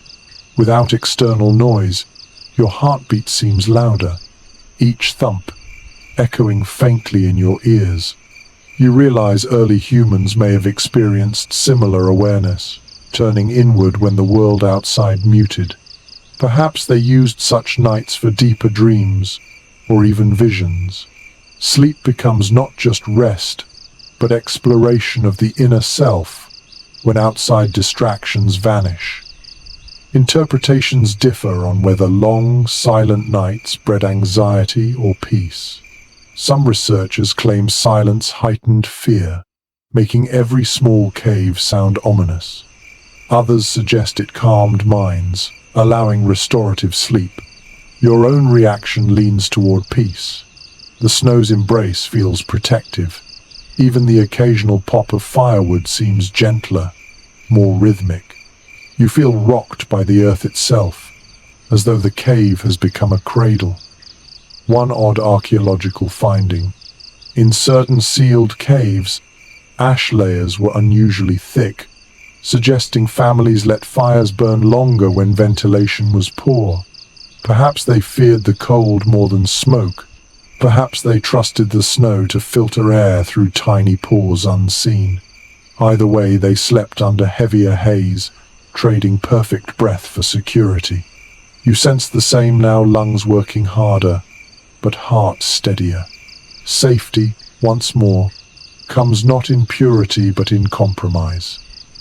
The snow muffles footsteps too. If predators pace outside, you cannot hear them. That ignorance is its own comfort. Sleep is easier without constant reminders of what lurks beyond. For one night, at least, you are deaf to danger. The world shrinks to fire, kin, stone, and your own breath.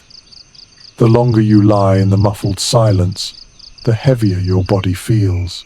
Each sound grows distant. The crackle of resin, the drip of water, the sigh of hides shifting. They do not vanish, but they soften, layered under silence like pebbles under snow. Your brain drifts, lulled by absence, tricked into believing the world itself has gone still. It is the perfect stage for dreams. You close your eyes, breathing the smoky, resin-sweet air, and let the muffled night cradle you. Outside, storms rage, predators roam snow piles. Inside, you rest in silence, sealed away, safe in the womb of winter. The cave is hushed, the snow piled thick against the entrance, and yet even in such stillness you feel a familiar ache creeping through your bones. The bedding is soft enough, the fire steady, but the stone beneath remains hard, unyielding. Your hips press into it, your shoulders complain, your knees stiffen.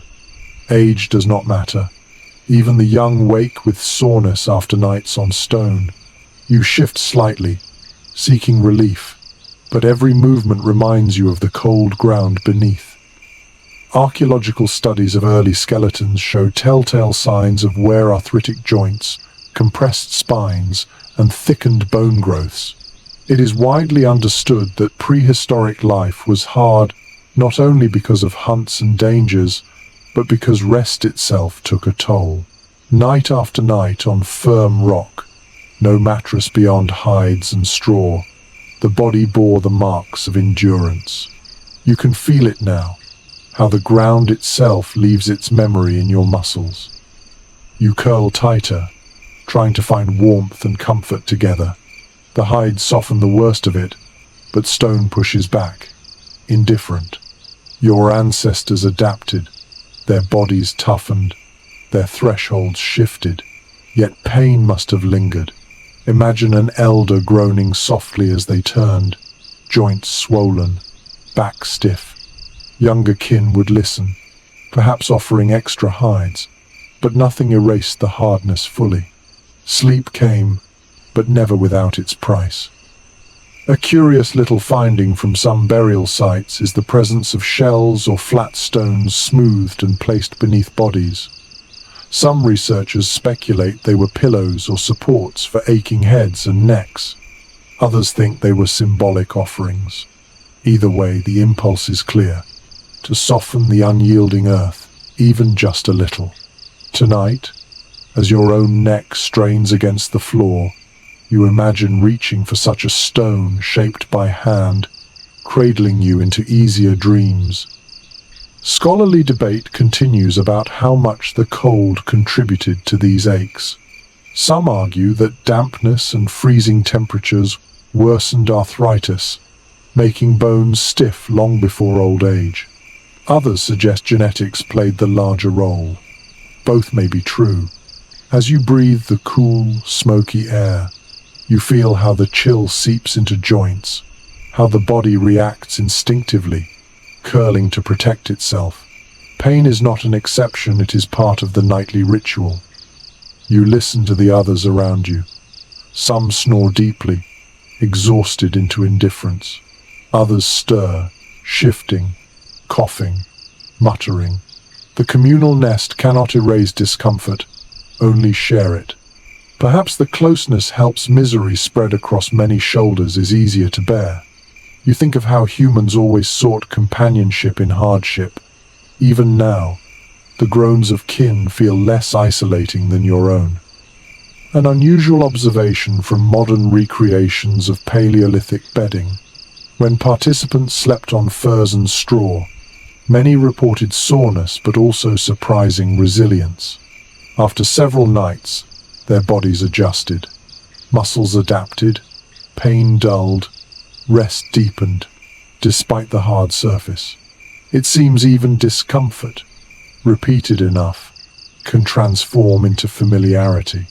Tonight, you feel that transition beginning. The ache in your hips dulls, your spine relaxes. The body, though stubborn, learns how to rest on stone. Still, you wonder about remedies. Did families rub aching joints with animal fat, warm against skin? Did they heat stones by the fire and press them to sore muscles? Such practices are unproven but imaginable. Necessity breeds invention, and the human need for comfort has always been relentless. You picture an elder pressing a warm stone to their knees, sighing in relief before sleep finally overtook them. The scholarly community is not unified on whether prehistoric aches shortened lifespans dramatically. Some evidence suggests many lived long enough to show advanced arthritis, meaning they endured discomfort for decades. Others believe chronic pain limited activity, leading to earlier deaths. The truth has always likely varied, but one thing feels certain: as you shift against the hides, pain did not stop life. It accompanied it, like smoke accompanies fire, ever present, sometimes irritating but survivable. You close your eyes, acknowledging the ache without fighting it. The trick is not to banish pain, but to fold it into the rhythm of night. The body learns to rest even while sore, to dream even while stiff. Perhaps that is the hidden strength of your ancestors, not that they avoided hardship, but that they slept in its presence, woke with it, carried it, and still endured. One odd but striking tidbit: some cave skeletons show healed fractures, meaning people survived serious injuries for years. That survival implies care. Others must have helped them, carried burdens, ensured they could rest. You imagine a hunter with a broken leg lying in this very bedding, tended by family, enduring nights of ache but surviving because others cared enough to keep them safe. In that tenderness lies the secret to humanity's endurance. Your eyelids droop again. The ache does not vanish, but it dulls into background, like the smoke or the drip of water. It is part of the cave, part of the body, part of life.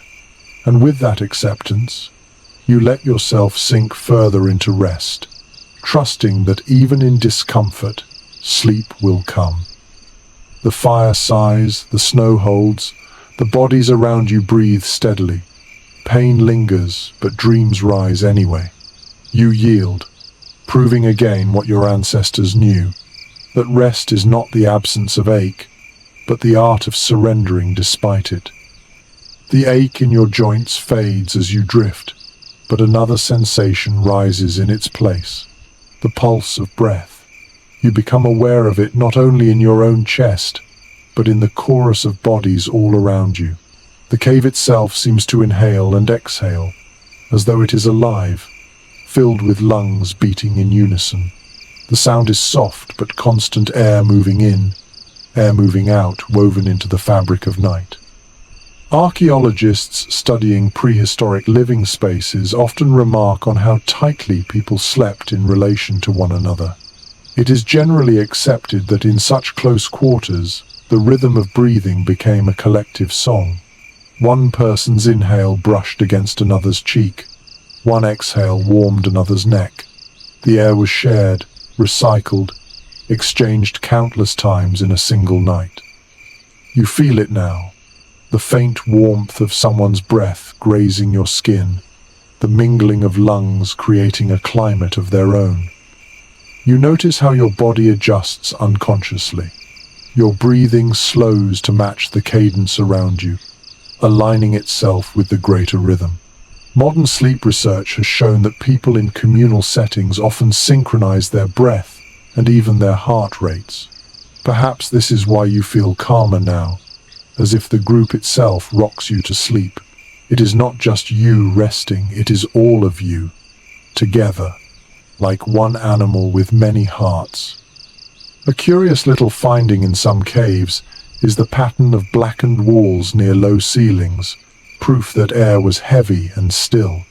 Smoke gathered, oxygen thin, yet people survived. Some researchers suggest that collective breathing may have trained bodies to tolerate such conditions, lungs adapting to less than perfect air. Tonight you notice it yourself. Each inhale a little thicker, but easier because everyone breathes the same. Shared adaptation becomes shared resilience. Scholars remain divided on whether this communal breathing was purely practical or held symbolic meaning. Some argue it was simply consequence of proximity. Others propose that people may have seen it as proof of kinship, the literal sharing of life force, breath blending into breath. You can almost imagine an elder explaining to a child, "See, our spirits are together. We breathe the same air. That is why we survive." Whether fact or metaphor, the effect is undeniable. You let your ears open wider, listening not to one voice but to the chorus. A child breathes quickly, shallow and high-pitched. An elder breathes slow, a rumble deep in the chest. Between them, adults fall somewhere in the middle, creating layers of sound. It is imperfect, yet strangely harmonious, like a song without instruments. Each exhale is a note, each inhale the pause before the next. An unusual observation from sleep experiments with traditional groups. Participants reported feeling uneasy when forced to sleep in silence alone. In contrast, hearing others breathe near them deepened their rest. The sound was reassurance, proof of safety. Tonight you feel that truth in your bones. Each inhale around you is like a guard signal. I am alive. I am here. You are not alone. You exhale slowly, matching the rhythm of the person beside you. The warmth of their breath mingles with yours, and you smile faintly at the intimacy of it. No romance here, no embarrassment, only survival. To breathe together is to live together. In winter's heart, this truth is more powerful than any spear. One odd but touching detail emerges from ethnographic accounts. In some cultures, breath was thought to carry pieces of the soul. To share breath was to share spirit. If similar beliefs existed in prehistory, then sleep itself may have been seen as a merging of lives, souls braided together through exhalations. Tonight, you sense the poetry of it. Dreams may not belong to you alone, they belong to the shared air of the cave. The fire flares briefly, then dims again, Shadows move across sleeping faces, but breathing remains steady. Even in shifting light, the rhythm holds, unbroken. You realize that in such conditions, even waking in the night would feel different. To sit up, to look around, to hear everyone breathing, it would ease fear immediately. Nothing is more calming than proof that the group endures. The scholarly community continues to discuss whether such tight living conditions caused disease to spread faster. Some argue it did, and skeletal evidence of infections supports the concern. Others counter that the benefits of shared warmth and safety outweighed the risks. As you breathe in smoky, recycled air, you feel both truths pressing in. Illness was always possible, but loneliness would have been far deadlier. Your eyelids droop, and the chorus grows softer, blending until you cannot tell whose breath is whose. The cave becomes a lung, rising and falling, sighing with life. You are part of it, inseparable, carried by the group's rhythm. Even dreams begin to echo with breath, each image tied to inhale and exhale. One peculiar tidbit: in certain preserved sites, ancient bedding layers are found packed tightly, suggesting people lay so close that their heads nearly touched. Picture the intimacy of that: breath-brushing hair, warmth sealing gaps. Tonight you imagine lying in such closeness, your cheek against another's shoulder, your breath joining theirs. There is no privacy here, but there is profound comfort. You close your eyes fully, surrendering to the rhythm. The cave sighs. You sigh. Kin sigh. All together, one tide of air. The world outside may be wild, sharp, merciless, but inside this chamber breath is shared, and in that sharing lies safety. Your last thought before dreams is as simple as the act itself. I breathe, you breathe, we breathe. Therefore we rest. The chorus of breathing steadies you, but then another sound rises above it, a voice, soft and low, almost a whisper. An elder speaks. Their tone is not commanding, not even conversational, but lulling, like water slipping over stones. The words are simple, perhaps half-formed, yet they catch your attention in the drowsy dark.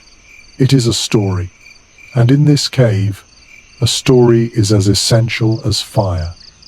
Archaeological traces cannot capture words, but ethnographic parallels suggest that oral storytelling is among the oldest human traditions.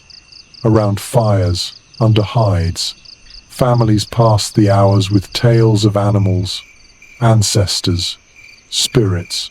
It is generally agreed that such stories were not only entertainment, they were memory, teaching, comfort. Tonight you listen as the elder's murmur weaves through the chamber, carrying images that soothe even as your eyelids sink.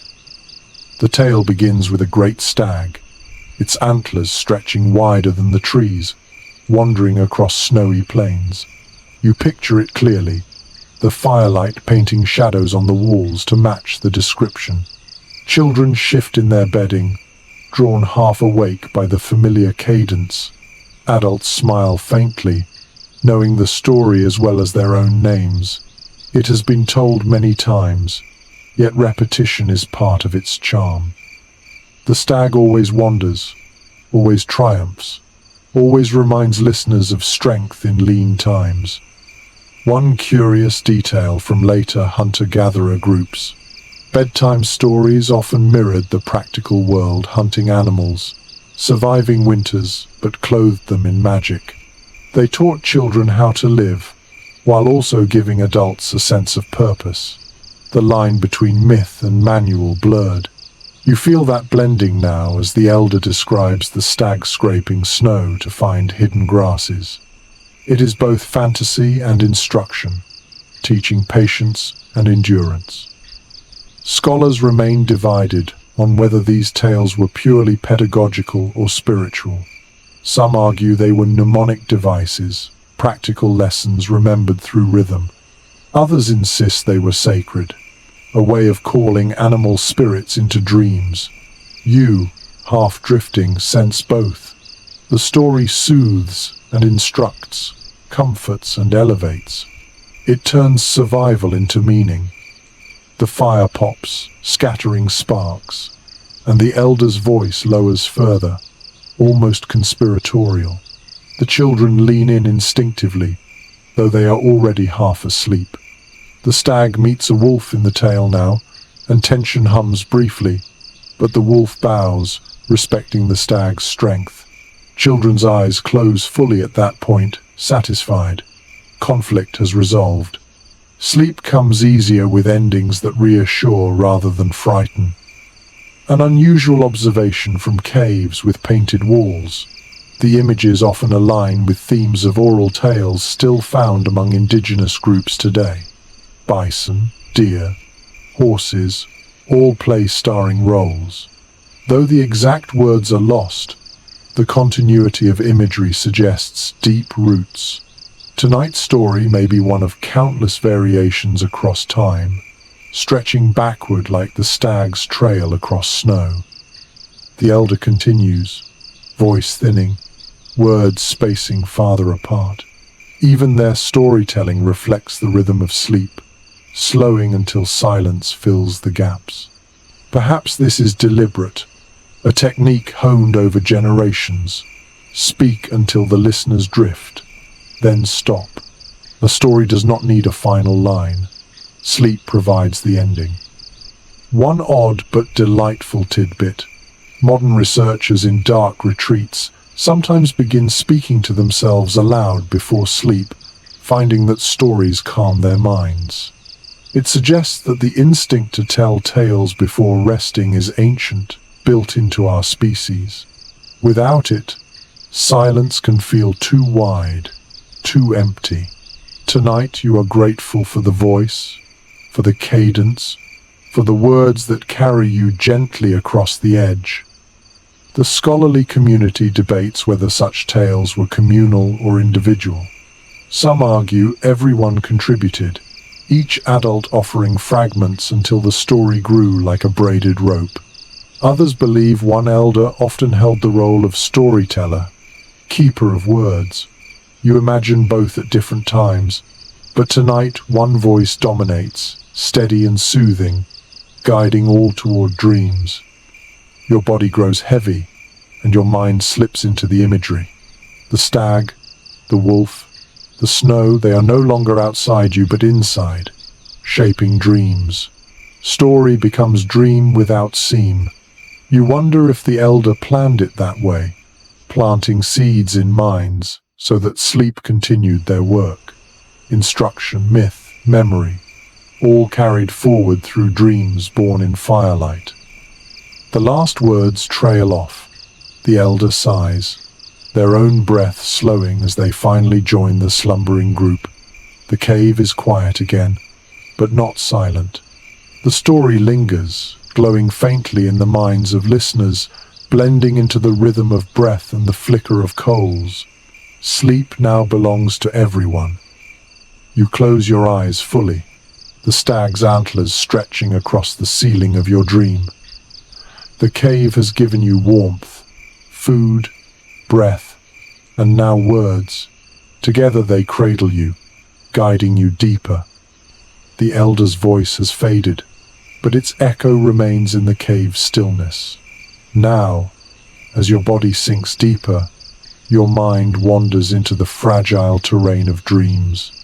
Images arrive unbidden, flickering herds on the walls turning to life, snowfields stretching endlessly, predators with glowing eyes circling just beyond reach.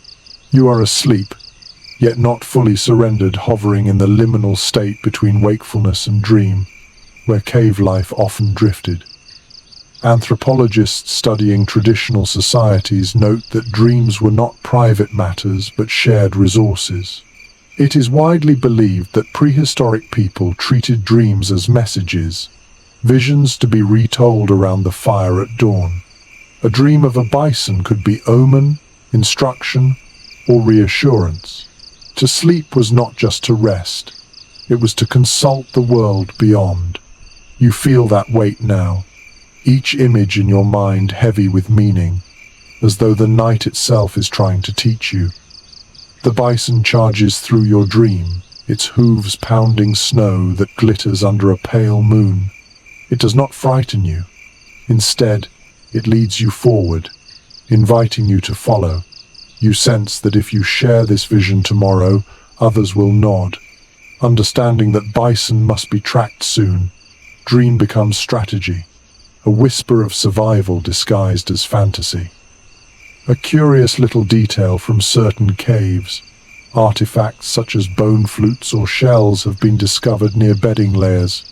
Some researchers propose they were used in rituals, perhaps to induce particular dream states. Sound and rhythm before sleep might have guided the mind into visions. Tonight you hear only the steady chorus of breath, but even that rhythm shapes your dreams, carrying you deeper into a landscape of animals and fire. Scholars still discuss whether dreams were seen as personal or communal property. Some argue they belong to the dreamer, unique and private. Others suggest they were collective, meant to be told aloud, analyzed, shared. In many indigenous traditions that survive today, dreams guide not only the individual but the group. You imagine tomorrow morning, hunters leaning in as you recount the bison, deciding together what it means. Your dream shifts. The owl's cry you heard earlier seeps into the imagery. Now you fly, wings silent, moving through forests of dark pine. You feel the cold air slicing past feathers that aren't yours, yet somehow are. Such transformations are common in dreams, and for your ancestors, they may not have been dismissed as illusion. To dream of becoming owl or wolf might have been interpreted as contact with those animals' spirits. Sleep, then, was a nightly initiation into other forms of being. An odd but fascinating tidbit. In some later traditions, shamans claimed their powers came from dreams, where animals taught them songs, cures, or hunting skills. While we cannot know for sure if Paleolithic dreamers held such roles, the possibility lingers. Perhaps one sleeper's dream guided the whole group, elevating them as intermediary between worlds. In that case, sleep was not passive, it was active, sacred, a nightly voyage on behalf of everyone. The fire pops, startling you awake for a moment, then you drift again. The dream resumes, now carrying traces of resin's fragrance. You see smoke coiling into shapes, turning into human forms that gesture silently. Are they ancestors? Spirits? Your mind cannot decide, but your heart swells with both fear and comfort. Dreams blur boundaries, allowing the dead to return, the future to arrive early, the impossible to unfold. The scholarly community remains divided on whether such dreams were induced intentionally, with herbs, chants, or smoke, or arose naturally from exhaustion and environment, perhaps both. Tonight, your dream feels natural, yet heightened by resin, smoke, and story. It is not ordinary rest, it is something deeper, a current pulling you where waking thought cannot go. You roll slightly on your bedding, murmuring aloud without realizing it. Others may do the same. The cave hums softly with dream talk, fragments of words, sighs, half laughs.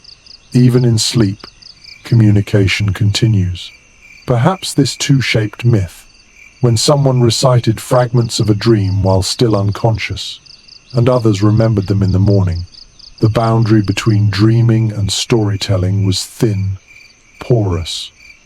One peculiar observation from research into sleep cycles: REM sleep often arrives in bursts, accompanied by vivid imagery. In dark environments, without artificial interruptions, such cycles can stretch longer, leading to elaborate dream worlds. Your ancestors likely spent more time dreaming than modern people do. Imagine the richness of their inner lives, carried each morning into the fire circle. Dream time was not escape, it was another form of living. Your dream grows stranger now. The painted deer on the wall steps down, antlers catching firelight, eyes glowing. It turns to you and speaks not in words you know, but in rhythms of breath and sound. You do not understand fully, yet you feel instructed, changed. This is what your ancestors might have called wisdom, even prophecy. Dreams do not need clarity to feel true. You stir, half awake, then drift again, carrying the deer with you. The cave is both cradle and theatre, its walls both stone and canvas, its night both silence and symphony. You are aware of the others sleeping, their dreams intermingling with yours in unseen ways, threads of vision weaving into a communal tapestry. Perhaps tomorrow stories will overlap, proving that dreams were never solitary. You sigh, turning deeper into hides, surrendering to the images.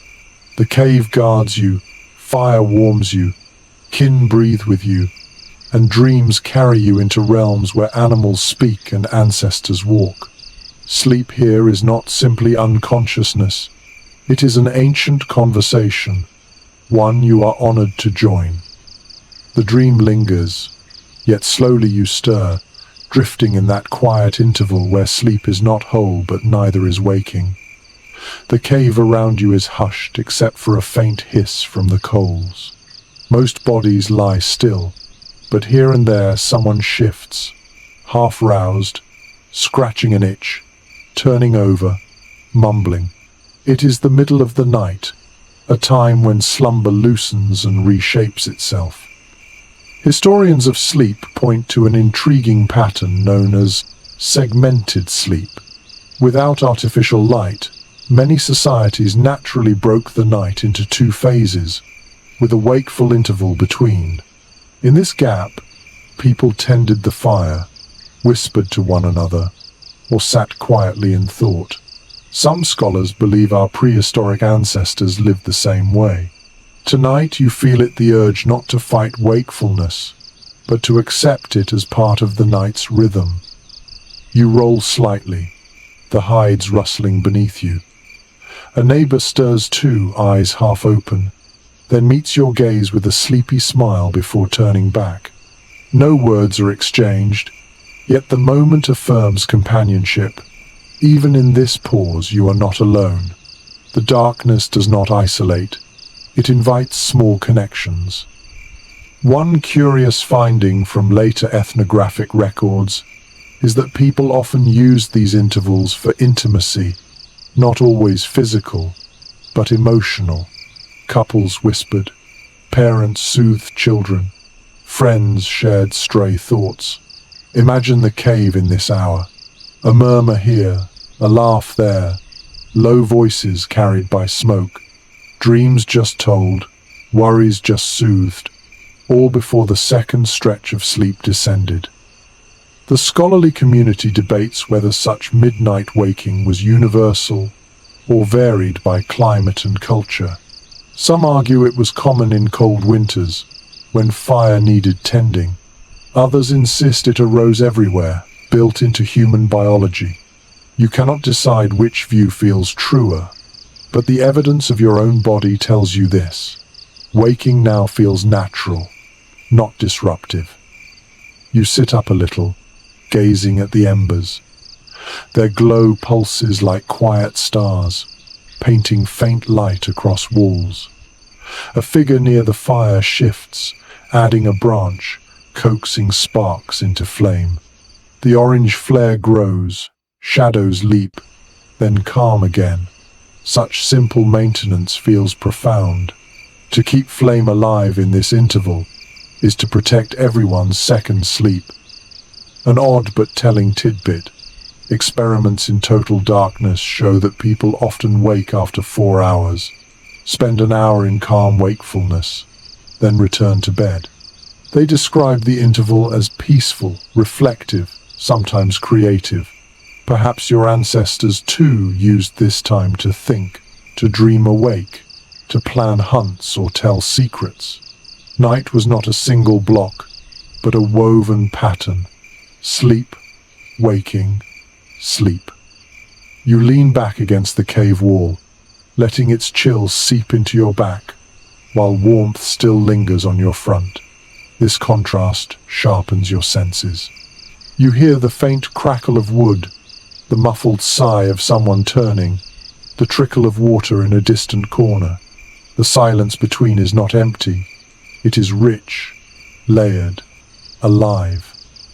Nearby, a child whimpers in half-dream, and a mother draws them closer, murmuring softly. The sound is tender, almost musical. It reminds you how such intervals must have shaped bonds. Not every moment of parenting happened in daylight. Nights held their own rituals, comfort, reassurance, whispered promises that monsters would not cross the fire.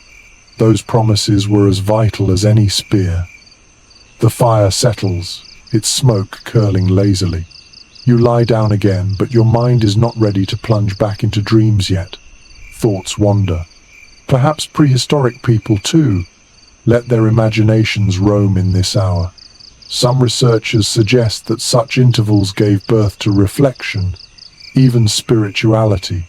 With no distractions, only darkness and coals, the mind could wander farther than daylight allowed. Religion, myth, and philosophy may have been seeded in these drowsy pauses. A peculiar observation from some caves. Small carvings and etched bones are sometimes found near hearths, as if people whittled or scratched designs while others slept.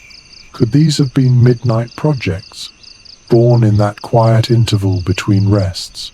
You imagine an elder carving spirals into bone while the rest of the group dreamed again, their hands moving in the silence, their thoughts drifting like smoke. You turn over, body settling deeper, finally ready for the second stretch of rest. Around you the murmurs fade, one by one, until only breathing remains. The interval closes. Night gathers its folds again. Your eyelids sink, and you slide once more into the current of slumber, trusting that the rhythm will carry you until dawn. The cave sighs with you, stone and flesh synchronized. Segmented though it may be, sleep here is whole, woven seamlessly by fire, whispers, and silence. The second stretch of sleep draws you down more heavily than the first. Dreams swell again, stranger this time, more vivid, as though the mind, warmed and quieted by the brief waking, plunges deeper into its own river. But before the dreams can fully claim you, something else claims your ears, the rhythm of snores. They rise like waves across the chamber. One begins, low and guttural, from the far side of the hearth. Another joins, higher pitched, almost whistling.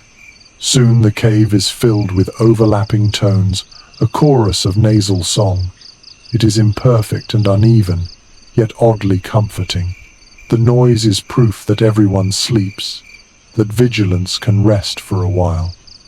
Archaeological evidence leaves no record of soundscapes, yet modern studies of group sleeping give clues. It is generally accepted that prehistoric caves would have been noisy at night. Snores, coughs, shifting hides, muttered dream words. Silence would have been rare. To us, accustomed to private rooms, such noise might feel disruptive. But for your ancestors, it was part of the lullaby of life. Tonight you realize it too. The snores blend into rhythm, a background music for dreams. One curious finding in anthropology. In some small-scale societies, snoring is not seen as nuisance but as reassurance. It signals health, proof of steady breathing, proof of life. Imagine parents listening for the snores of their children, sighing with relief when they hear them, or partners resting easier because the rasp beside them means the body next to theirs endures. Tonight, the guttural rumble of an elder sounds almost like a drumbeat, steady and grounding. Scholars still debate whether prehistoric people sought to reduce these sounds or accepted them fully. Some propose that positioning or herbal smoke may have been used to ease breathing. Others insist there was little choice. Noise was simply endured, even embraced. You suspect the latter. In this cave, with so many bodies pressed close, complaints would not last long. Survival demanded tolerance. You shift slightly, hides rustling, and notice how the snores create patterns. One long rumble, then two short wheezes. Another sleeper pauses, breath-catching, before releasing a sigh like a soft flute. Together, they create accidental music. The fire pops occasionally, joining the ensemble. Water drips rhythmically in the distance. Percussion for the night's orchestra. The cave is alive with sound, yet not chaotic, cohesive, strangely beautiful. A peculiar tidbit. Researchers have suggested that exposure to repetitive noise during sleep can influence dream imagery.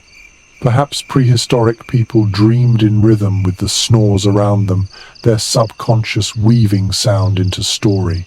Imagine dreaming of drums, rivers, or animal calls, when in fact it was only the breathing of kin. Tonight you feel that possibility, the rumble outside your ear morphing into a dream of thunder. The scholarly community remains divided on whether such noisy nights fragmented rest or fostered resilience. Some argue constant interruption made deep sleep rare.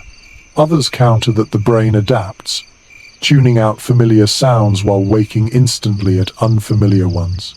That ability remains in us today. A parent sleeps through traffic but wakes at a child's cry. You sense that adaptation sharpening here. The snores fade into background, but if danger stirred outside, your body would snap alert. You smile faintly in the dark. Even the oddest noises can become comfort when shared. A whistling snore becomes a reminder of companionship. A cough reassures you that elders endure. A muttered word proves dreams are active. Altogether, they weave a cocoon of sound, holding you steady in the river of night. One odd but striking observation from experimental archaeology. Volunteers living in cave-like camps often reported that group noises lulled them faster than silence. The sound reminded them of belonging, of being guarded by others. Tonight you share that sensation. The snores are not interruptions, they are anchors.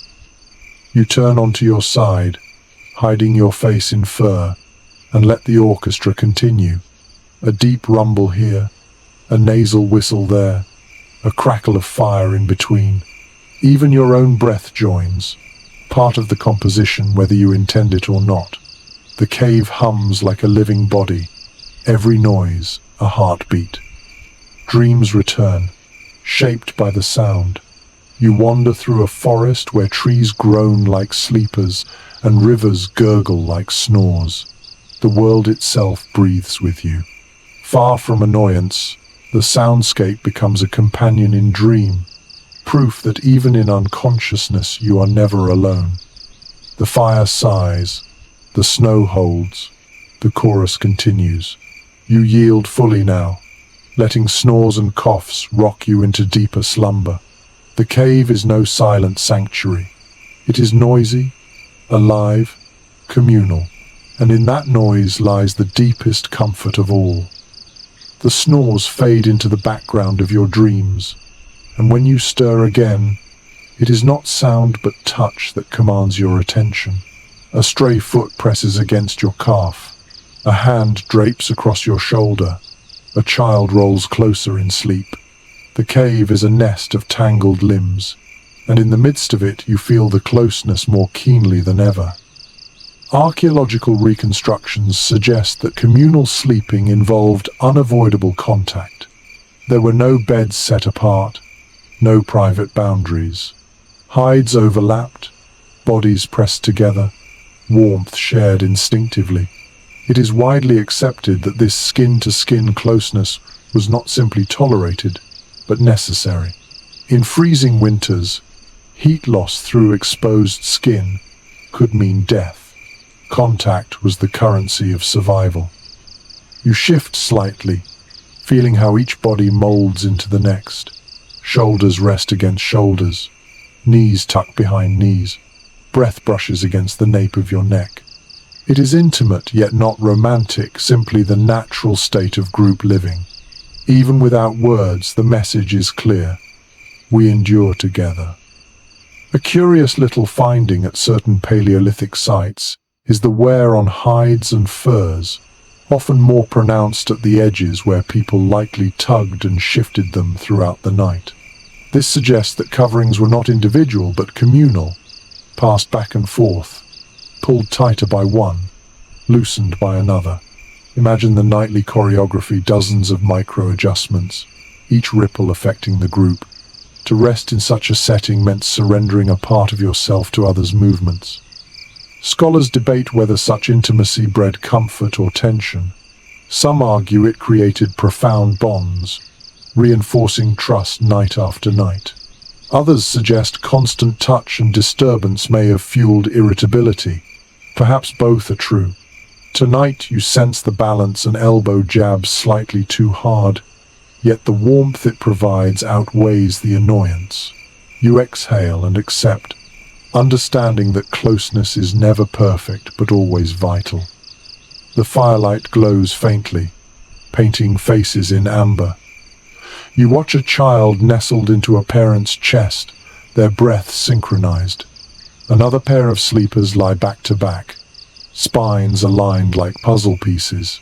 An elder rests with an arm stretched outward, two grandchildren tucked against it like roots around a trunk. The arrangements are unplanned yet meaningful, bodies forming constellations of comfort across the cave floor. An unusual note from modern studies of communal sleeping: when people share body heat, their core temperature remains more stable throughout the night, leading to fewer wake-ups. You feel this truth in your bones. The warmth against your skin is steady, reliable. Even when the fire dims, the living furnace of kin sustains you. You wonder how dreams respond to such closeness. Do minds, like bodies, overlap? Do shared touches shape shared visions? Some anthropologists suggest that group dreaming may have reinforced social unity, giving entire families similar imagery to discuss at dawn. It is not provable, yet as you drift, you sense that your dreams are not yours alone, they belong to the circle of limbs and warmth holding you. One odd but telling tidbit. Studies of heart rhythms show that when people sleep in contact, their pulses sometimes align, beating in unison. Imagine that happening here. Dozens of hearts sinking in the night. The cave itself becomes a drum, each thump echoing faintly through stone. You press your hand against a companion's chest, almost feeling it. Their rhythm calms yours, and together you settle deeper. The scholarly community remains divided on whether prehistoric people valued privacy in any modern sense. Some argue that closeness was all they knew, and solitude was unthinkable. Others insist individuals sought small moments apart at cave mouths, in side chambers, under separate hides. Tonight, in the middle of the circle, you lean toward the first view. Separation feels dangerous, alien. Here, closeness is comfort, privacy an unnecessary luxury.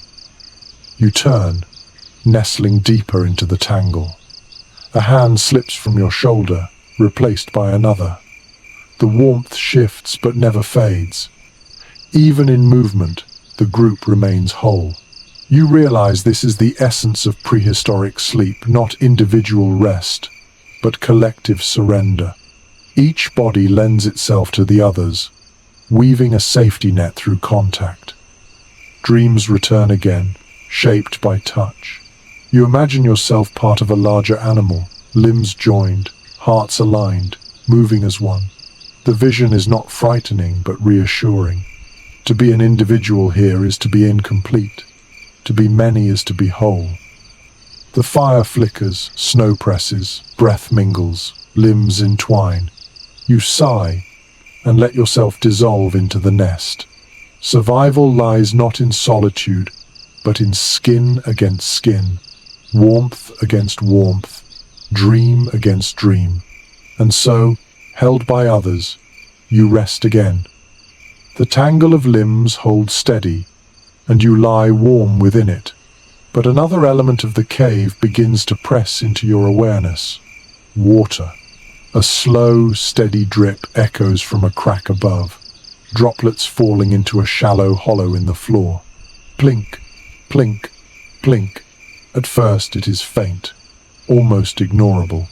But as your ears tune in, the sound grows constant, shaping the rhythm of night.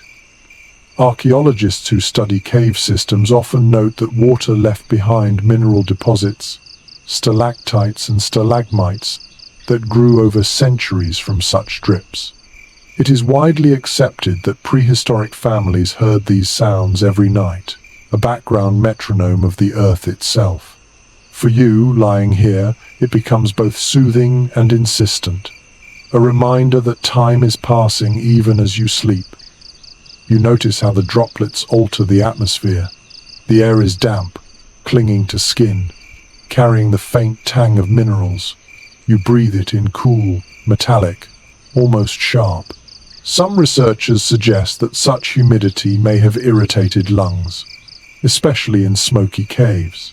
Others argue it kept airways moist, easing breathing in dry winters. You feel both truths at once, a faint heaviness in your chest, yet also relief against the harshness of smoke. One curious little discovery at certain sites: shallow stone basins near bedding areas, filled not only with water but with traces of herbs. Scholars speculate these may have been used for rinsing, soothing, or even rituals before sleep. Imagine dipping your hands into cool mineral water, washing away smoke before curling under hides. Tonight, you picture an elder leaning over the hollow, letting the drip collect, then cupping it to sip before lying down again. The scholarly community is still uncertain whether dripping water was embraced as lullaby or cursed as nuisance. Some argue it provided natural white noise, masking sudden sounds and easing sleep. Others suggest it became irritating, keeping people restless. As you listen, though, the sound folds seamlessly into the cave's orchestra, joining snores, crackles, and sighs. It feels less like intrusion, more like heartbeat, steady and eternal. The drip also fuels dreams. In your drowsy state, the plink transforms into hooves, footsteps, drum beats. Each drop becomes an image, feeding the mind with rhythm. Anthropologists studying dreams in traditional cultures note how environmental sounds often merge into visions. Tonight, your subconscious cannot resist the lure the water leads you into forests, into hunts, into rivers that flow through sleep itself. An odd tidbit from cave studies: some chambers amplify water's drip, turning it into a loud, resonant tone. Explorers report feeling unsettled or mesmerized by the effect, depending on mood. Imagine your ancestors choosing sleeping spots partly for acoustics, favoring corners where water whispered rather than boomed. Comfort in caves was not only about warmth but also about soundscape. Tonight, you are grateful for the softer version, gentle as a lullaby. You reach a hand out toward the drip, though it is too far. Still, the gesture comforts you, as though connecting with the element. Water means survival, drinking, cleaning, cooking. To hear it all night was reassurance that the earth provided. Perhaps that is why some researchers believe dripping water held symbolic weight, interpreted as voices of spirits or ancestors. Falling drops became words of stone, speaking without interruption. The firelight catches the water briefly, making each drop sparkle before it falls. For a moment, you imagine the cave ceiling as sky, the droplets as stars falling one by one. The vision is calming, even holy. You wonder if children staring at the same sight saw magic there, if parents explained it as gifts from above. Sleep, then, would not come into emptiness, but into a world where even water spoke. The scholarly debate extends to whether prehistoric groups attempted to control such drips, diverting them with stones, collecting them deliberately, or leaving them as they were. Some basins suggest human arrangement, others seem purely natural. Either way, the sound endured, night after night, generation after generation. To lie in these caves was to lie under dripping time itself. You curl deeper into your bedding, letting the rhythm merge with your breath. Inhale, drip, exhale, drip. The synchronization feels natural, as though your body wants to align with the cave. Perhaps this was how people endured such environments, not by resisting but by joining, adapting until stone, water, and flesh move together. Dreams creep closer again, and the drip follows you into them. You find yourself beside a vast river, its current slow but endless, each ripple echoing like the cave's hollow. You step into it, unafraid, and let it carry you, knowing the water's rhythm will always guide you home. Back in the cave, the fire sighs, the breath chorus continues, and the drip keeps time. You surrender, letting the cave's elements cradle you together. Flame, smoke, warmth, contact, water, all are lullabies, ancient and eternal. The drip of water keeps its rhythm, but another detail of the cave begins to claim your senses now, the very skin of the walls themselves. In the glow of the embers, you notice their surfaces rough in some places, smooth in others, veined with minerals that glisten faintly. The walls are not lifeless. They carry marks of time, scratches of claws, stains of soot, and patterns etched by dripping water. As you stare, they seem less like barriers and more like silent companions. Archaeologists often note that cave walls were canvases of memory. Not only paintings but also scratches, carvings, and soot streaks preserved the presence of both humans and animals across generations. It is widely understood that families must have slept under these marks nightly, their eyes adjusting to the shapes until they became as familiar as kin. Tonight you share in that experience. The walls are not blank, but alive with stories, some intentional, some accidental. You run your fingers across the stone near your bedding. It is cool, almost damp, and gritty with mineral dust. The texture grounds you, reminding you that this place was shaped long before your arrival. Some scholars propose that people may have chosen sleeping spots according to the feel of walls, favoring smooth hollows for comfort or symbolic niches for protection. You can imagine a parent guiding a child to lean against a polished curve, soothing them with the touch of stone. A curious little discovery in some caves: claw marks preserved from bears or big cats, long before humans entered. To lie beneath them each night must have been humbling, a reminder that this home was once another creature's. Perhaps families turned those scars into stories, warnings, or charms. You gaze at the faint scratches on the wall and wonder if they still hold echoes of roars long vanished. Scholars remain divided on whether humans decorated their sleeping spaces deliberately or treated art and bedding as separate domains. Some argue paintings were confined to ritual chambers deeper inside. Others point to evidence of pigment near hearths, suggesting art surrounded daily life. You, staring at faint ochre streaks above your head, lean toward the latter. How could people resist turning even their sleeping chamber into a gallery? The firelight flickers, casting shadows that animate every crack.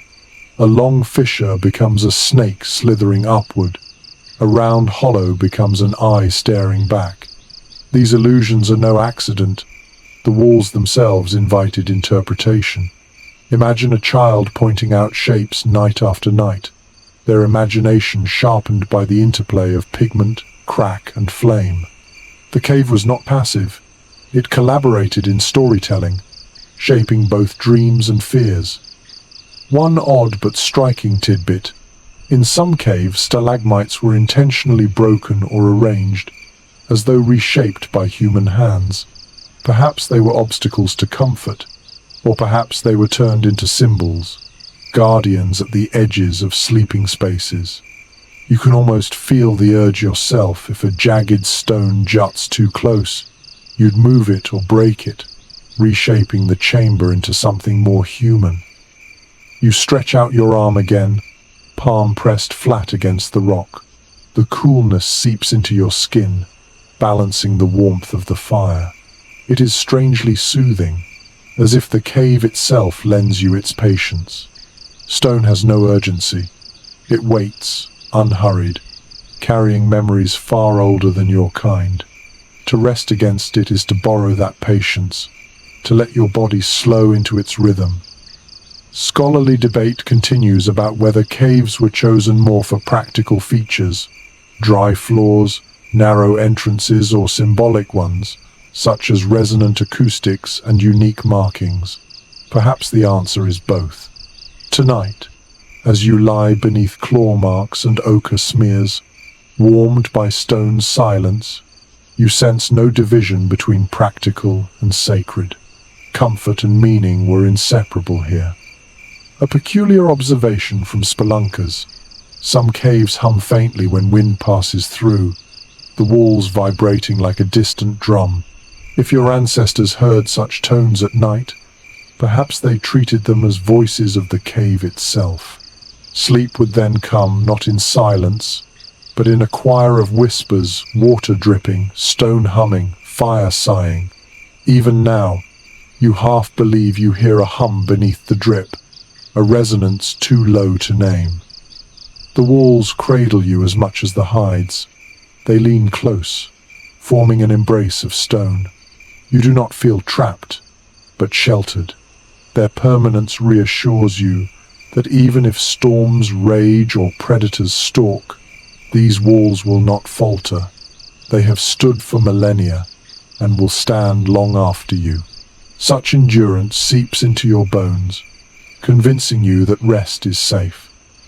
Dreams creep back, shaped by the wall's markings. You see animals etched in cracks, ancestors traced in soot, rivers carved in veins of quartz. The cave is not only a bed, it is a dream machine, feeding your mind images it could never invent alone. Sleep becomes collaborative, woven by stone and fire, body and imagination. Your eyelids sink lower. The last thing you notice before surrendering fully is the way a fissure curves across the wall, resembling a horizon. It feels like promise. Beyond this night, beyond this winter, there is always another dawn. The cave has seen them all. It will see yours too. The walls have quieted you, their permanence sinking into your bones. But now another companion asserts itself, the animals that once prowled outside, and sometimes within. Even in sleep, your mind flickers with the knowledge that you are not the cave's only guest. Bears, wolves, and lions once claimed these chambers. Their shadows linger, shaping every dream and every breath. Archaeological evidence confirms that many caves were first home to great predators. Bear skulls, lion bones, claw marks, gouged deep into stone, all testify that humans were latecomers. It is broadly recognized that families bedding here in winter slept not in neutral space, but in contested territory. Tonight you feel that tension, the warmth of kin pressed close, yet always the nagging thought something else has slept here before me. You imagine lying beneath those old claw marks, wondering if the beast might return. Perhaps stories soothed that fear, tales of hunters who defeated lions, or spirits who drove bears away. Perhaps every firelit was both practical and symbolic, a declaration to predators that the cave now belonged to humans. You see it clearly, the flames not only warming hides but also drawing a line of ownership across the chamber. A curious little discovery at Chauvet Cave in France. Alongside human footprints preserved in clay, paw prints of cave bears meander across the same ground. It means, at least once, humans and beasts shared the floor, separated only by time. Imagine sleeping there, knowing your bedding overlies the prints of a predator larger than you. Every snore, every sigh, carries a reminder of what might lurk in the shadows. The academic community remains divided on whether humans actively displaced predators or merely occupied caves seasonally when beasts were absent. Some argue that fire and noise forced bears into other dens. Others suggest humans waited until hibernation or migration left chambers empty. Tonight, curled against the fire, you lean toward the latter. No family would risk bedding where fresh claw marks still dripped blood. Still, fear must have flavored every night. You picture children huddled close, asking if the lion would return, parents answering softly, pointing to the fire as proof of safety. Yet both knew the risk lingered. The cave was never entirely theirs.